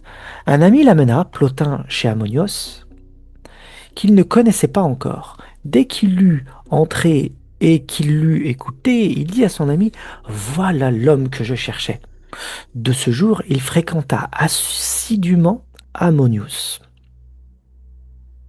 Hérénius, Origène et Plotin étaient convenus ensemble de tenir secret les dogmes d'Ammonius, que leur maître leur avait expliqués en toute clarté dans ses leçons. Plotin tint sa promesse. Il était en relation avec quelques personnes qui venaient le trouver, mais il conservait, ignoré de tous, les dogmes qu'il avait reçus d'Ammonius. Oui, le secret, les rites à mystère, tout ceci était normal. C'était une philosophie, la philosophie platonicienne et néoplatonicienne, et même médio-platonicienne, avait une part mystique et initiatique, rite à mystère, qu'on cachait aux autres. C'est plus le cas actuellement en philosophie. On continue. Hérénius rompit le premier la convention, et Origène le suivit. Pendant fort longtemps, Plotin continua à ne rien écrire. Il faisait des leçons d'après l'enseignement d'Ammonius. Ainsi fit-il pendant 10 ans entiers. Il avait quelques auditeurs, mais n'écrivait rien. Voici d'où ça provient. Porphyre vit de Plotin, en sachant que Porphyre est l'élève de Plotin. C'est lui qui a rédigé la vie de Plotin, mais en même temps qui a mis par écrit tout l'enseignement de Plotin. Donc ce qu'on a de Plotin, ça vient de Porphyre, son élève. Ce qui fait le génie d'Ammonios, ou d'Ammonius, c'est comme vous voulez, c'est son ambition vertigineuse, à savoir que Platon et Aristote ne s'opposent pas, mais se complètent au sein d'un vaste élan mystique. Il est le tout premier penseur connu à bâtir ce que l'on appelle un électisme moniste, cherchant à gommer les frictions entre toutes les écoles de pensée et les religions de son temps pour prouver qu'elles convergent vers une seule et même vérité absolue. Quelques siècles plus tard, le néoplatonicien Syrianus, mort vers 437 après Jésus-Christ, maître de Proclus, un autre néoplatonicien, cherchait à institutionnaliser tout le système et dont nous sommes en train de mettre en lumière certains principes. Syrianus dirigeait l'Académie platonicienne d'Athènes, et c'est lui qui a transmis à Proclus la clé de lecture permettant de fusionner Platon et l'Orient, en accomplissant le rêve d'Ammonios à travers un programme scolaire officiel. Syrianus stabilise l'enseignement. Dans l'académie dirigée par Syrianus, on ne lit plus les textes au hasard. Il invente un parcours d'initiation strict, comme dans un temple. Regardons ça de plus près. Il y a les petits mystères, c'est Aristote. L'étudiant commence par lire Aristote pour apprendre la logique, la physique et l'éthique. C'est la maîtrise du monde matériel. Ensuite, il y a les grands mystères, c'est Platon. Ensuite, l'étudiant lit Platon pour s'élever vers la métaphysique, l'âme et l'intellect. Et ensuite, on a l'illumination suprême, les oracles chaldéiques. Tout en haut de la pyramide, au-delà de la philosophie rationnelle, Syrianus place l'étude des hymnes d'Orphée et des fameux oracles chaldéiques. Les archéologues ont retrouvé la demeure où enseignaient Syrianus et son élève Proclus, à Rome. Ils appellent ce bâtiment la maison de Proclus. Cependant, Proclus l'avait en réalité hérité de son maître, Syrianus, qui lui-même la tenait de son maître, Plutarque d'Athènes. C'était le véritable quartier général du néoplatonisme théurgique. Lors des fouilles, les archéologues ont dégagé une immense salle, environ 6 sur 9 mètres, terminée par une abside semi-circulaire comportant 7 niches. Ces niches étaient destinées à accueillir les statues des dieux païens, image tangible de l'enseignement fourni par les maîtres. Le sol était recouvert de somptueux mosaïques et géométriques. C'était là que Syrianus, puis Proclus, donnaient leurs cours magistraux sur Aristote, Platon et les oracles, entourés des effigies divines. Les archéologues ont découvert, adossé au mur de la maison, un petit sanctuaire domestique secret, qu'y ont-ils trouvé? Une statuette en marbre de la déesse Cybèle, assise sur son trône. La maison est située sous l'actuelle rue piétonne Dionisio Areopagito, Denis l'Aéropagite. C'est vraiment une ironie de l'histoire, puisque Denis l'Aéropagite reprit à son compte tout l'enseignement néoplatonicien et surtout de Proclus. Il a christianisé le néoplatonisme. Et grâce à lui, on connaît la théologie apophatique et on connaît aussi le cœur des anges et la structure du cosmos angélique et tout le reste. C'est néoplatonicien tout ça. Il a christianisé l'enseignement du néoplatonisme. Et, et la maison de Proclus se trouve juste sur cette rue, au pied de l'acropole d'Athènes. Je vous ai dit qu'on allait faire un beau voyage en Méditerranée. Et ben voilà. Voici la grande déesse Cybèle sur son trône, découverte dans la demeure de Proclus.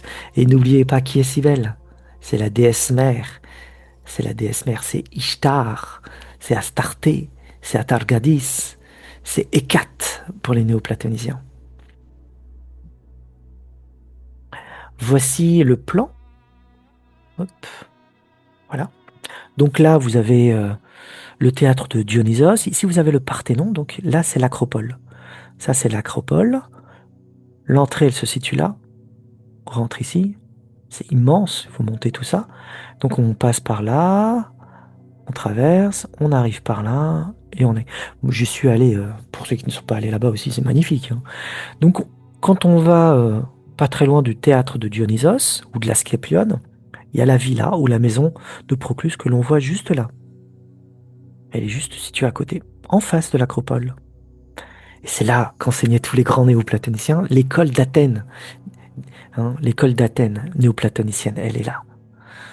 Vraiment impressionnant. Et puis il y a aussi Damasius qui a étudié là, son maître également Isidore, son maître Marius, lui-même a eu pour maître Proclus, et lui-même, une chaire de néoplatonicien qui a duré pas mal de temps quand même. Hein. Voici le plan de la maison. Voilà. Le plan de la maison de Proclus. Voici une photo lors des fouilles. C'est important parce qu'il n'en reste plus rien. Vous voyez l'acropole en face, hein. Donc j'ai pas pu mieux avoir comme type de photo et c'est bien dommage. J'ai bien cherché avant de faire ça. Hein. Pourtant, j'en ai pas trouvé de meilleur que ça. J'en ai pas trouvé de meilleur. Donc vous voyez le semi-circulaire dont on parlait, il est là. C'est ça là. Voilà. Et ensuite, l'état actuel. Voilà. La maison de Proclus, le semi-circulaire, juste là. Quand vous marchez, voilà. Ça a été mis à ras. Bien sûr, tous les trésors trouvés là ont été mis au musée d'Athènes. Donc, l'abside semi-circulaire dont on a parlé, elle se situe là. Donc, il y avait des cours ici, magistraux et tout. Et ouais, l'école d'Athènes. Au moment exact où Plotin commence ses études sous la dynastie d'Alexandre Sévère, le maître Ammonios Saccas avait quelques années plus tôt sous son aile le fameux futur théologien chrétien Origène. Plotin, le sommet du paganisme, et Origène, le sommet du christianisme, ont partagé la même source intellectuelle sous la tolérance de la dynastie syrienne. Plotin a absorbé toute l'effervescence intellectuelle, le brassage entre la Grèce, l'Égypte et la Syrie que les Sévères avaient favorisé. Il a grandi dans un empire relativement stable et curieux. L'empereur Alexandre Sévère est assassiné en 235 après Jésus-Christ, ce qui met fin à la dynastie et plonge l'empire dans l'anarchie militaire, la crise du IIIe siècle. C'est seulement quelques années après la mort du dernier Sévère que Plotin arrive à Rome pour ouvrir sa propre école. Plotin eut comme élève à Rome Porphyre, et ce dernier eut comme élève Jamblique. Avec lui, l'école néoplatonicienne de Rome fut transférée en Syrie dans la ville d'Apamée. Contrairement à l'école de Jamblique à Apamée, qui était un véritable mémorial de pierre recouvert plus tard par une cathédrale, nous allons la voir, il n'y a absolument aucune trace archéologique identifiée de l'école de Plotin Plotin à Rome. La raison est simple. L'école de Plotin n'était pas un bâtiment public ni une institution financée par l'État. C'était un cercle privé qui se réunissait dans un salon.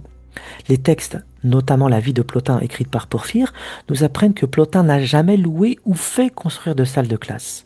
À son arrivée à Rome, il a été hébergé dans la vaste demeure privée d'une très riche patricienne nommée Gemina.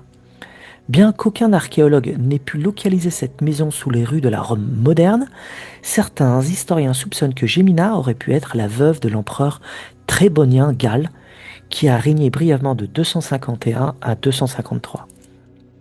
Cela expliquerait l'immensité de sa demeure et le prestige du cercle. C'est dans cette maison que l'aristocratie romaine, les sénateurs et des disciples, comme Porphyre, venaient l'écouter parler de l'un et de l'intellect.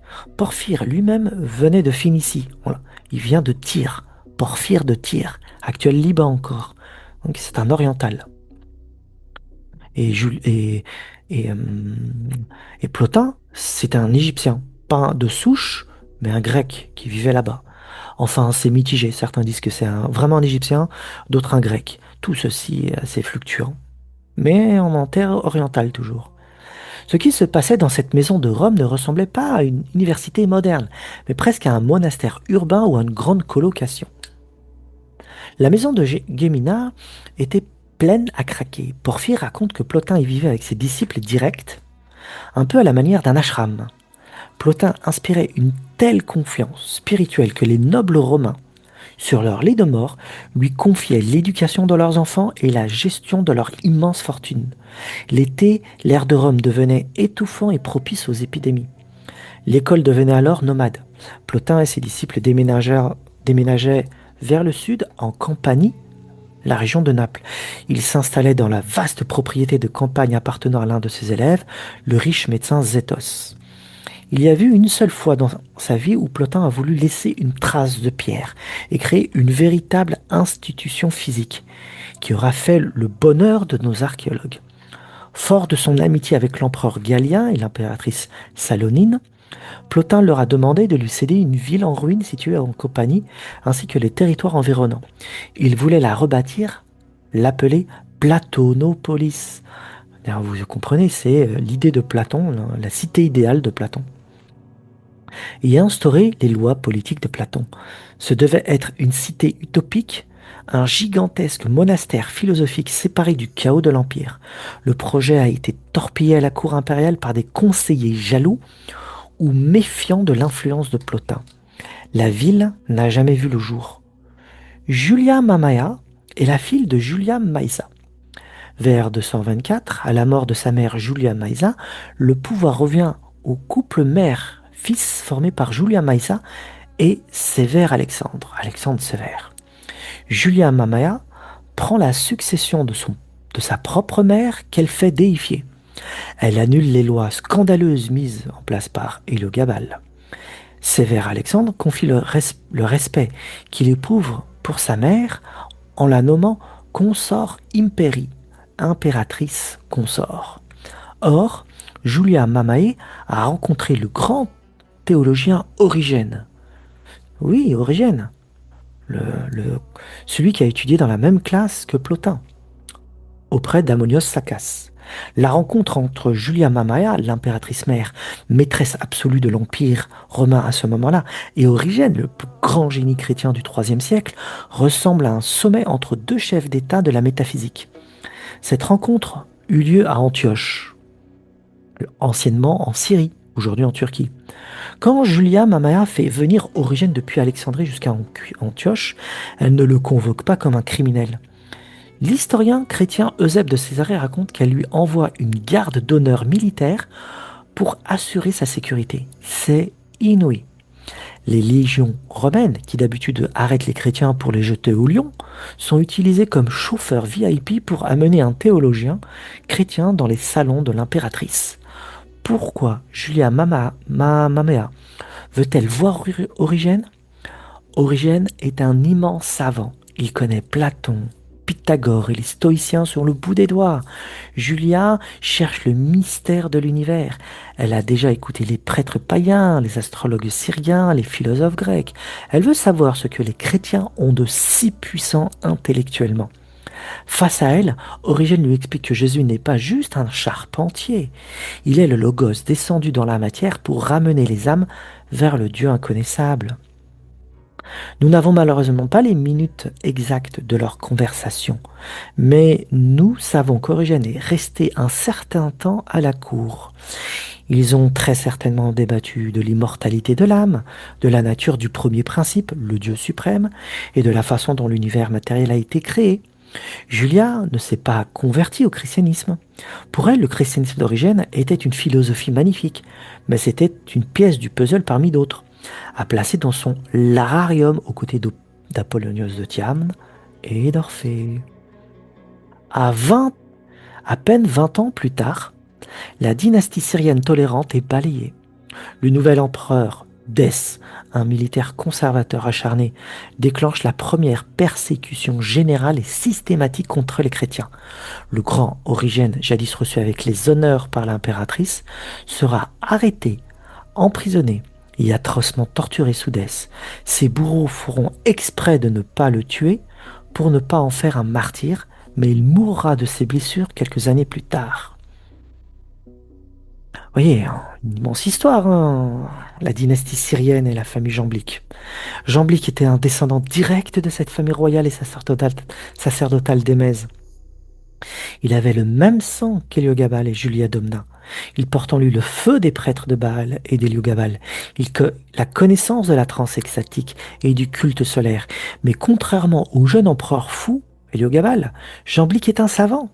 Au lieu d'imposer cette transe par la violence et le chaos politique, il l'a traduit dans le langage de Platon et de Pythagore.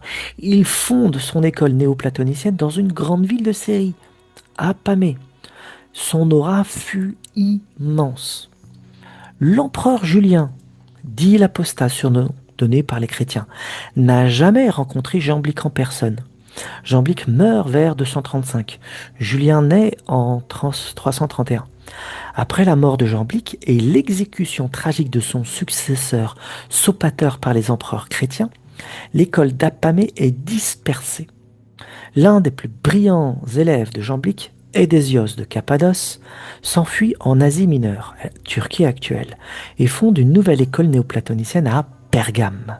Après l'exécution de Sopater, le successeur direct de Jamblique, par le pouvoir chrétien, la terreur s'est abattue sur les néoplatoniciens. Édésios, qui a repris le flambeau, s'est réfugié à Pergame. L'école de Jamblique de Syrie, est localisée dans la ville d'Apamée, se délocalise et trouve à Pergame un nouveau lieu d'enseignement. C'est l'école néoplatonicienne de Pergame. Édésios est un vieil homme prudent. Il enseigne la doctrine de Jamblique, mais il garde la théurgie, la magie rituelle secrète et marginale pour ne pas attirer la colère de l'Empire.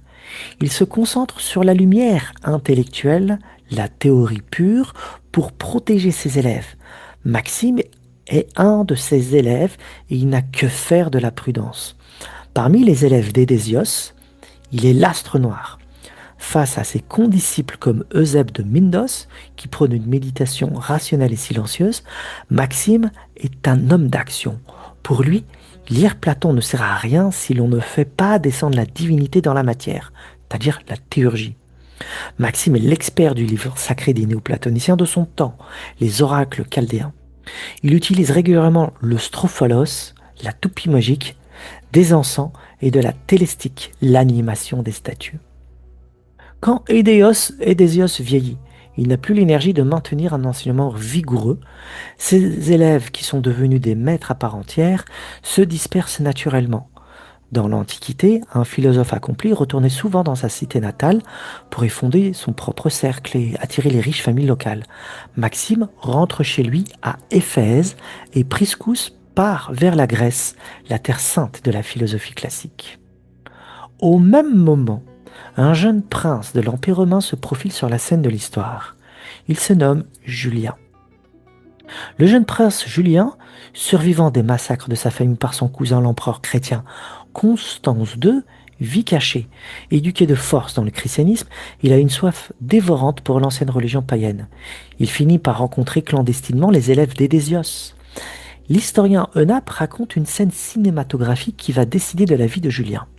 Un jour, le philosophe Eusèbe, le théorique, met en garde le jeune Julien contre son collègue Maxime d'Éphèse, le théurge. Eusèbe dit à Julien: Ne va pas voir Maxime, c'est un fou. L'autre jour, il nous a emmenés dans le temple d'Hécate. Il a brûlé des encens, chanté un hymne, et soudain, la statue de la déesse s'est mise à sourire. Et les torches qu'elle tenait dans ses mains se sont allumées toutes seules. C'est de l'illusionnisme. La vraie beauté est dans la pensée. La réaction de Julien foudroie Eusèbe. Au lieu d'être effrayé, Julien s'écrie: Adieu, reste avec tes livres, tu viens de me montrer l'homme que je cherchais. Julien court retrouver Maxime. Maxime d'Éphèse n'est pas un intellectuel de bibliothèque, c'est un thaumaturge charismatique, aux yeux magnétiques, habillé de robes luxueuses. Il est l'héritier de la doctrine de Jamblique. C'est Maxime qui initie secrètement Julien au mystère.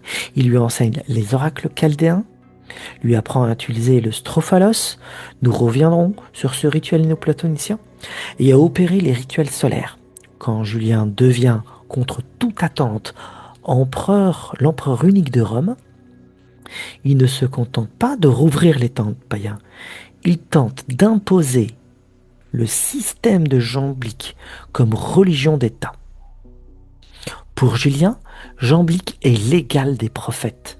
Dans ses écrits, il l'appelle le divin Jamblique, le sauveur de l'hellénisme. Julien met en place, guidé par Maxime d'Éphèse, qui vit désormais avec lui au palais impérial, la théurgie d'État. Il veut que les prêtres ne soient plus de simples fonctionnaires, mais des hommes purs, capables d'attirer les dieux dans les statues, comme Maxime le lui a enseigné. Ce qu'on appelle l'animation des statues, un rite théurgique. Le roi Soleil, le Julien s'identifie à Hélios roi, le Soleil.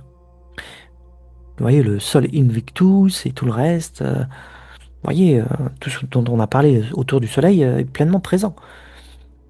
Il rédige un hymne où il explique que l'empereur est le rayon direct par lequel le Soleil structure la société humaine.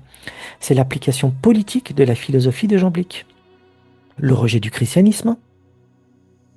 Pourquoi Julien détestait-il tant le christianisme? Parce que pour lui, le christianisme refusait la magie divine du cosmos.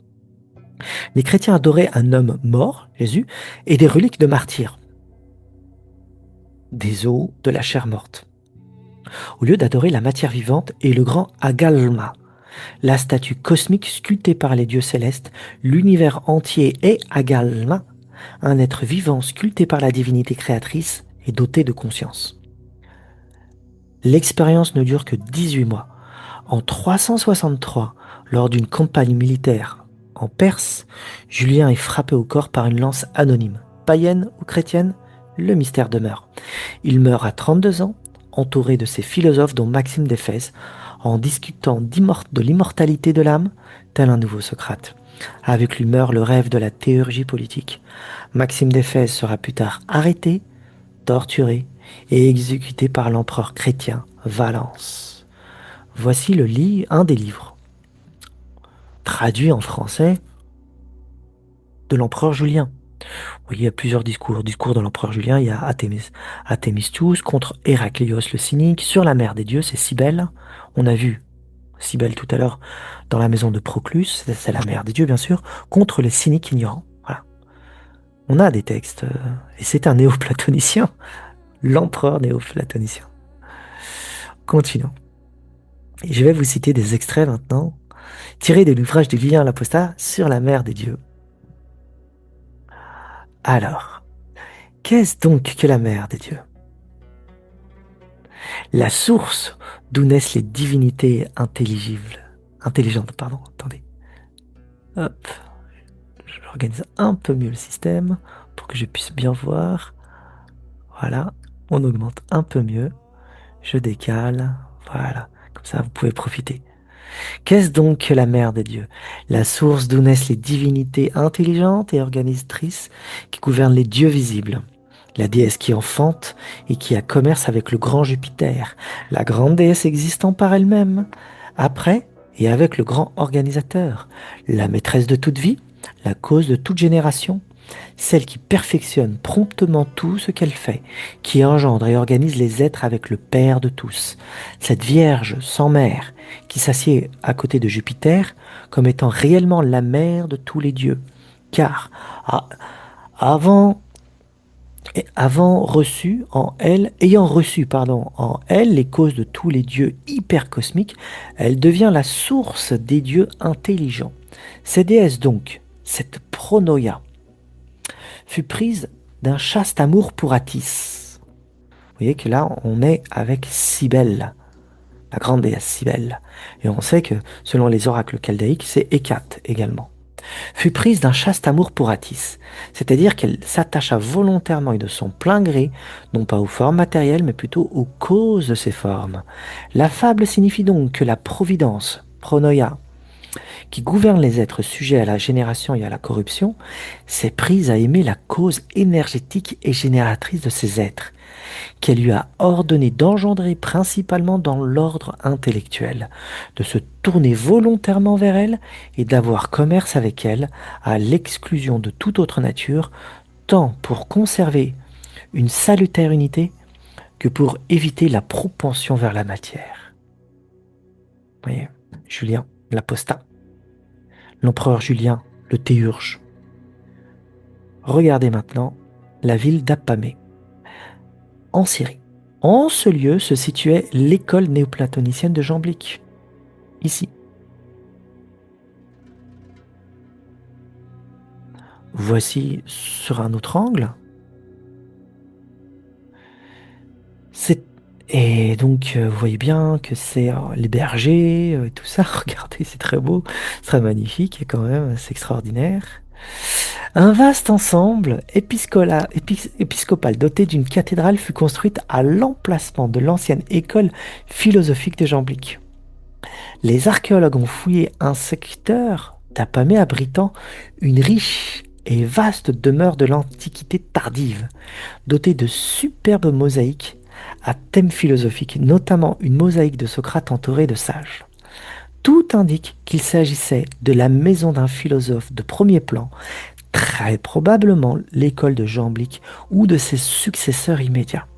À la fin du IVe siècle, après l'échec de Julien l'Apostat et les édits de l'empereur Théodose interdisant le paganisme, cette maison de la sagesse païenne a été rasée.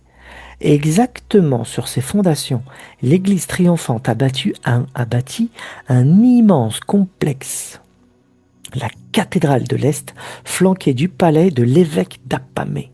Pas rien. On choisit toujours un lieu d'une extrême importance pour les païens pour christianiser le lieu ou enlever les démons du passé, si vous voulez. Et voici une mosaïque. C'est vraiment une mosaïque, hein, une mosaïque de Socrate entourée de philosophes. Voilà. Donc nous avons peut-être en face de nous une trace directe ou indirecte de l'école néoplatonicienne de Jamblique retrouvée à Apamée. C'est l'école néoplatonicienne orientale de Jamblique située dans la ville d'Apamée en Syrie actuelle. Et ça peut remonter jusqu'à lui. Voici, hein, sur un autre angle, on dirait Jésus entouré de ses apôtres. Il faut surtout pas oublier que toutes les images de Jésus ont été reprises dans le monde païen. Voyez.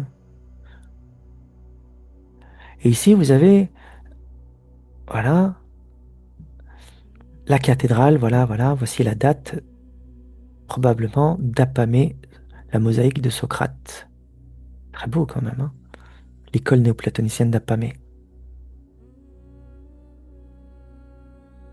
Et voici notre fresque, mosaïque découverte dans la basilique avec le phénix flamboyant que l'on voit ici, là, qui symbolise la résurrection spirituelle, signe de l'immortalité.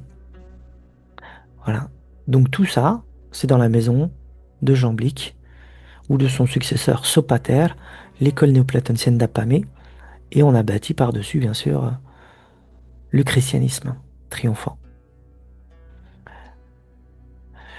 La forme du bâtiment, une église tétraconque, Contrairement aux églises classiques en forme de croix latine, basilique longue, la cathédrale de l'Est a été bâtie selon un plan centré. Plus précisément, c'est ce qu'on appelle un tétraconque, ou une rotonde à 4 lobes. Le chœur, l'octogone, au centre, il y avait un immense espace central circulaire ou octogonal, délimité par des colonnes massives qui devaient probablement soutenir une coupole ou une toiture en charpente très haute, un peu comme à Sainte-Sophie, Constantinople, aujourd'hui Istanbul. Sainte-Sophie, quoi, Hagia Sophia. Les 4 exèdres. Autour de ce centre s'ouvraient 4 grandes absides, exèdres, semi-circulaires en forme de trèfle à 4 feuilles. Le chœur et l'abside principale à l'est de cette structure centrale s'avançait un grand chœur profond, se terminant par l'abside principale, là où se trouvait l'autel, posé juste au-dessus des anciennes salles païennes. La grande cour à péristyle, l'atrium. L'église n'était pas isolée. Elle était précédée du côté ouest par une immense cour carrée entourée de portiques à colonnes, l'atrium, ajouté vers l'an 533.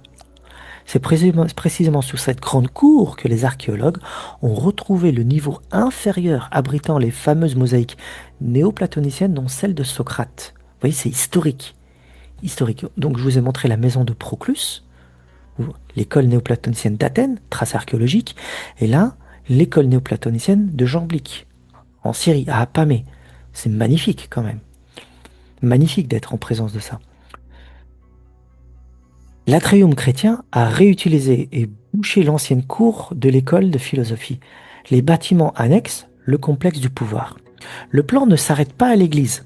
Il montre un complexe tentaculaire qui prenait tout un quartier de la ville pour asseoir le pouvoir de l'évêque. Des chapelles martyriales et un baptistère sur les flancs. Le palais épiscopal, la résidence de l'évêque, contigu à la cathédrale. Des bains et des salles de réception. C'était immense, vraiment. Devant l'église s'étendait un immense atrium, une cour à péristyle. Quand les archéologues ont creusé sous les dalles de cette cour chrétienne, ils ont trouvé les restes d'une très riche demeure du IVe siècle, détruite pour faire place à la cathédrale. Cette demeure abritait un programme de mosaïque purement néoplatonicienne. Donc on est vraiment dans un effacement de l'empreinte néoplatonicienne, hein, une volonté de annihiler et d'oublier l'ancien patrimoine. La mosaïque de Socrate, le père de la philosophie, y est représentée au centre, entouré de 6 autres sages présidant à l'enseignement. Je vous ai montré la mosaïque. Et la mosaïque de Cassiopée, je vous la montre pas, un thème mythologique lié à la beauté de l'âme et à l'ordre cosmique. On a retrouvé cette mosaïque, elle est disponible sur Internet, vous pouvez la voir. Et mais c'est très parlant pour un néoplatonicien et était dans l'école néoplatonicienne. Pour l'archéologue en place, il ne fait aucun doute que cette maison était soit l'école même des successeurs de Jamblique, soit un mémorial philosophique bâti par l'empereur Julien, l'apostat, lors de sa tentative de restauration païenne. Regardons les plans. Alors, c'est immense, hein. Vraiment, c'est immense. Hop, on réduit. Regardez, voilà. Donc là, vous voyez pas grand-chose. Mais attendez que je vous montre le plan. Et puis les traces archéologiques tangibles. Donc voilà. Là, vous reconnaissez tout ce qu'on... Tétraconque, l'église Tétraconque. Ici, Tétraconque. L'église est là. Avec les absides dont on a parlé et tout le reste. Voici, on la voit très bien ici. Là, sur un autre aspect, qu'il en reste, voici Apamée. Vous voyez, Apamée. Regardez maintenant la ville. Donc là, c'est une immense colonne, une immense allée de colonnes. Et lorsqu'on est ici, on trouve l'atrium dont on a parlé, la cathédrale de l'Est, l'église tétraconque dont on a parlé, hein, l'évêque, le palais de l'évêque qui est ici, Là, vous avez les dimensions, 20 mètres, c'est quand même immense. Voici, c'est là. Donc ça se trouvait sur cette partie-là, là, ici. Ça prend tout ça, l'église de l'Est. Et là, vous avez le temple de Bel. Eh oui, un temple de Bel encore, temple de Baal, de Haddad. Là, regardez, vous avez l'atrium dont on a parlé, juste ici. Toute cette partie est quand même impressionnante. La cathédrale de l'Est. Voici ce qu'on a retrouvé un peu. Hop, voilà. Voici la cathédrale de l'Est. Là, vous avez l'Euphrate. L'Euphrate. Alors, je suis allé là-bas. Comme je vous ai dit, j'ai vécu un an en Syrie. J'ai pu me balader partout là. Tout ce que je vous présente, j'y suis allé. Que ce soit à Athènes, ou que ce soit à la Syrie ou le Liban, là. Et je peux vous dire que c'est impressionnant de voir ça. Et c'est une ville immense à Pamé. Immense. Marcher sur les pas de Jamblique et de ces grands néoplatoniciens, quelque chose. Le temple de Baal à Pamé était l'un des sanctuaires les plus grandioses et les plus respectés de tout l'Orient romain. À Apamé, le vieux dieu cananéen de l'orage, Baal, avait revêtu les habits du dieu suprême grec pour devenir Zeus Bélos. Il incarnait exactement la synthèse philosophique des Sévères et des prêtres rois des Mèses. C'était un dieu oraculaire. On venait de tout l'Empire pour lui poser des questions sur l'avenir. Le temple était si puissant qu'il a joué un rôle direct dans la fondation de la dynastie dont nous avons parlé, les Sévères. Septime Sévère dut le faire une première fois vers 180, 182, alors qu'il était légat de la 4e légion Scythia, stationnée à Zeugma en Syrie. Par des vers empruntés au chant de l'Iliade relatif à Agamemnon, l'oracle lui promut la victoire et l'ascension au pouvoir. Devenu empereur, il le consulta à nouveau probablement en 201, lorsque la famille impériale revenue d'Égypte séjourna en Syrie, avant de gagner Rome empruntant 220. Plus funeste, l'oracle inspiré d'Euripide lui prédit que sa maison tout entière périrait dans le sang. Le temple de Zeus Bélos n'était pas célèbre pour ses sacrifices, mais pour ses prophéties. La cléromancie, le tirage au sort. Contrairement à l'oracle de Delphes où une prêtresse entrait en transe, la Pythie, l'oracle d'Apamée fonctionnait souvent par le tirage au sort de versets, notamment des poèmes d'Homère. On posait une question et les prêtres opéraient un rituel et un sacré pour tirer une citation. Le temple de Zeus Bélos s'élevait juste derrière l'immense agora. Pour y accéder, il fallait emprunter le Cardo Maximus, une avenue monumentale bordée d'une colonnade longue de près de 2 kilomètres. Le temple lui-même était une montagne de pierres. Ces blocs étaient liés entre eux, non pas par du simple mortier, mais par des crampons de fer scellés au plomb, rendant l'édifice pratiquement indestructible. On le sait, parce que lorsqu'il y a eu la destruction, c'est ce qui a été dit. C'est précisément cette solidité qui a rendu sa fin si célèbre et tragique. À la fin du IVe siècle, l'empereur chrétien Théodose ordonne la destruction des grands sanctuaires païens. L'évêque d'Apamée Marcel prend la tête d'une véritable armée composée de moines, de soldats et même de gladiateurs pour abattre le temple de Zeus Bélos. L'historien chrétien Théodoré raconte la scène avec précision. Il dit que le temple était si massif que les assauts physiques à la pioche ne lui faisaient rien. Le bâtiment refusait de tomber. L'évêque a dû recourir à une technique de siège militaire. Il a fait creuser des galeries sous les immenses colonnes de soutien. Ces hommes ont étayé les fondations avec des troncs d'olivier, puis ils ont mis du feu. En brûlant, le bois a cédé, entraînant l'effondrement titanesque de la colonnade sous son propre poids. Voici le temple de Bel, de ce qu'il en reste, et de la description que je viens de vous faire.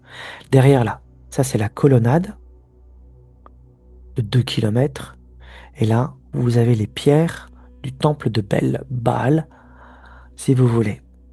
Et Jamblique, Jamblique a vécu dans cette ville, connaissait ce temple, d'accord, et c'était pour lui vraiment le soleil intelligible, si vous voulez. Le temple de Baal à Apamé. Le voici sur un autre angle. Temple de Baal à Apamé.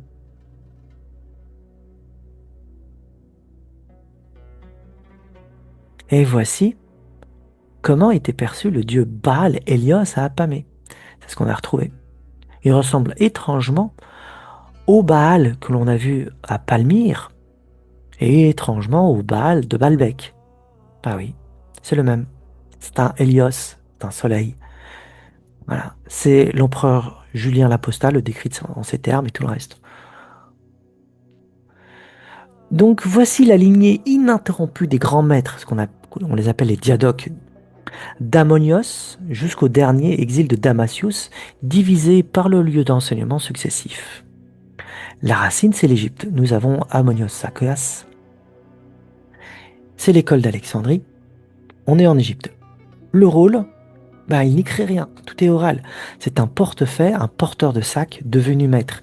Il est le premier à chercher la fusion mystique entre Platon, Aristote et les sagesses orientales. Ensuite, on passe à son disciple Plotin. On est en Italie, on est à Rome. Et il s'installe à Rome, il théorise les trois hypostases dont on a vu, l'un, l'intellect et l'âme. Il refuse la magie et les rituels matériels.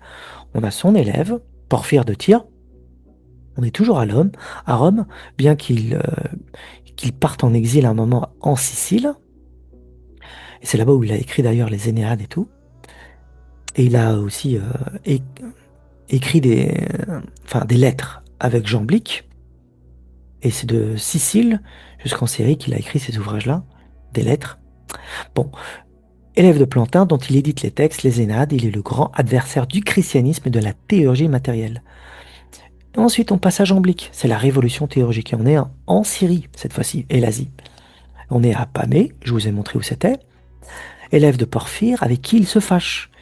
Il retourne en Syrie pour inventer la théurgie, ou plutôt configurer la pensée moyen-orientale et la transposer en philosophie.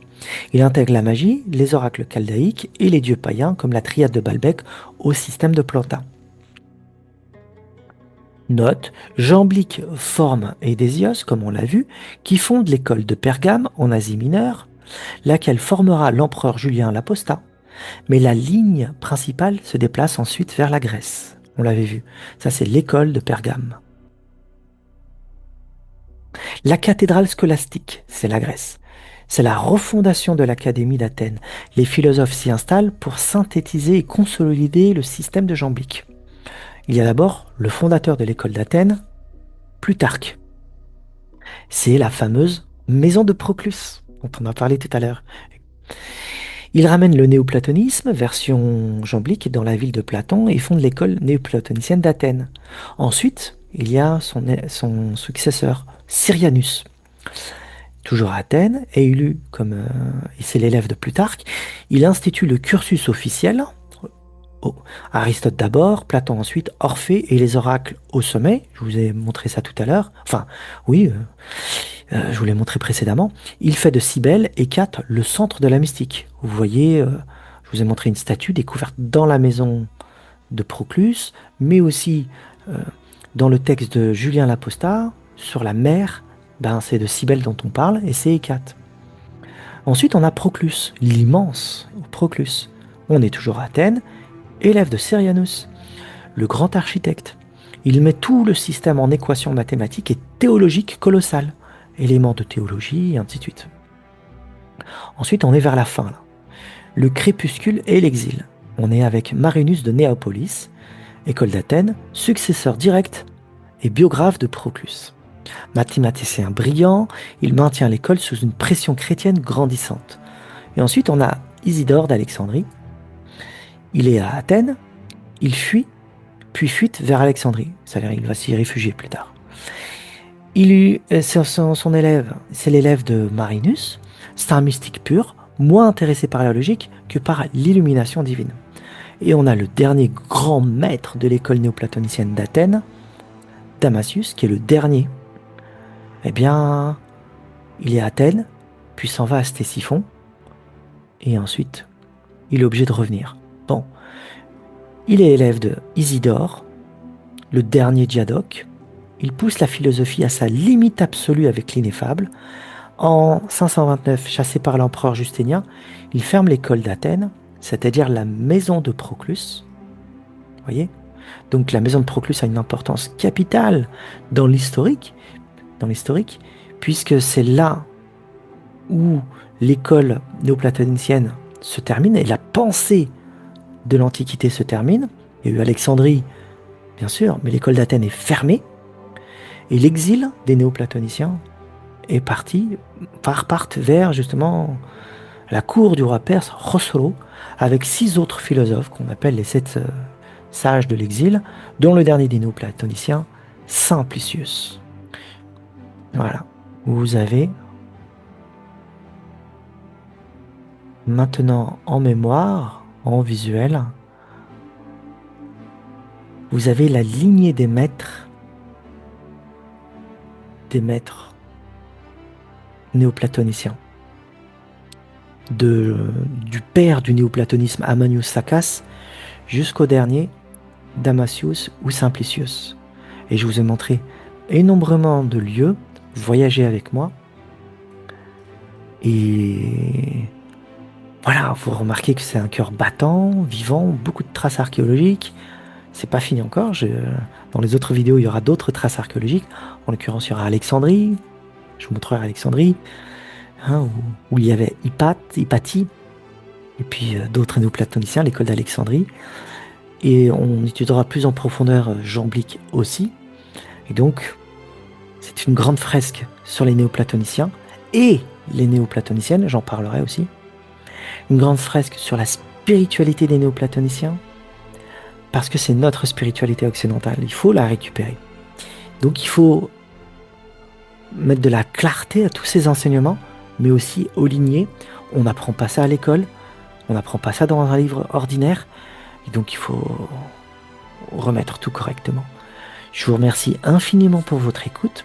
Mettez un pouce si vous avez aimé, partagez, commentez, venez sur le Discord, et j'espère vous revoir prochainement pour la suite de l'éveil d'un tantrika d'Occident, la deuxième phase, le deuxième volume, à savoir Jamblique le Théurge. Merci à vous, à bientôt.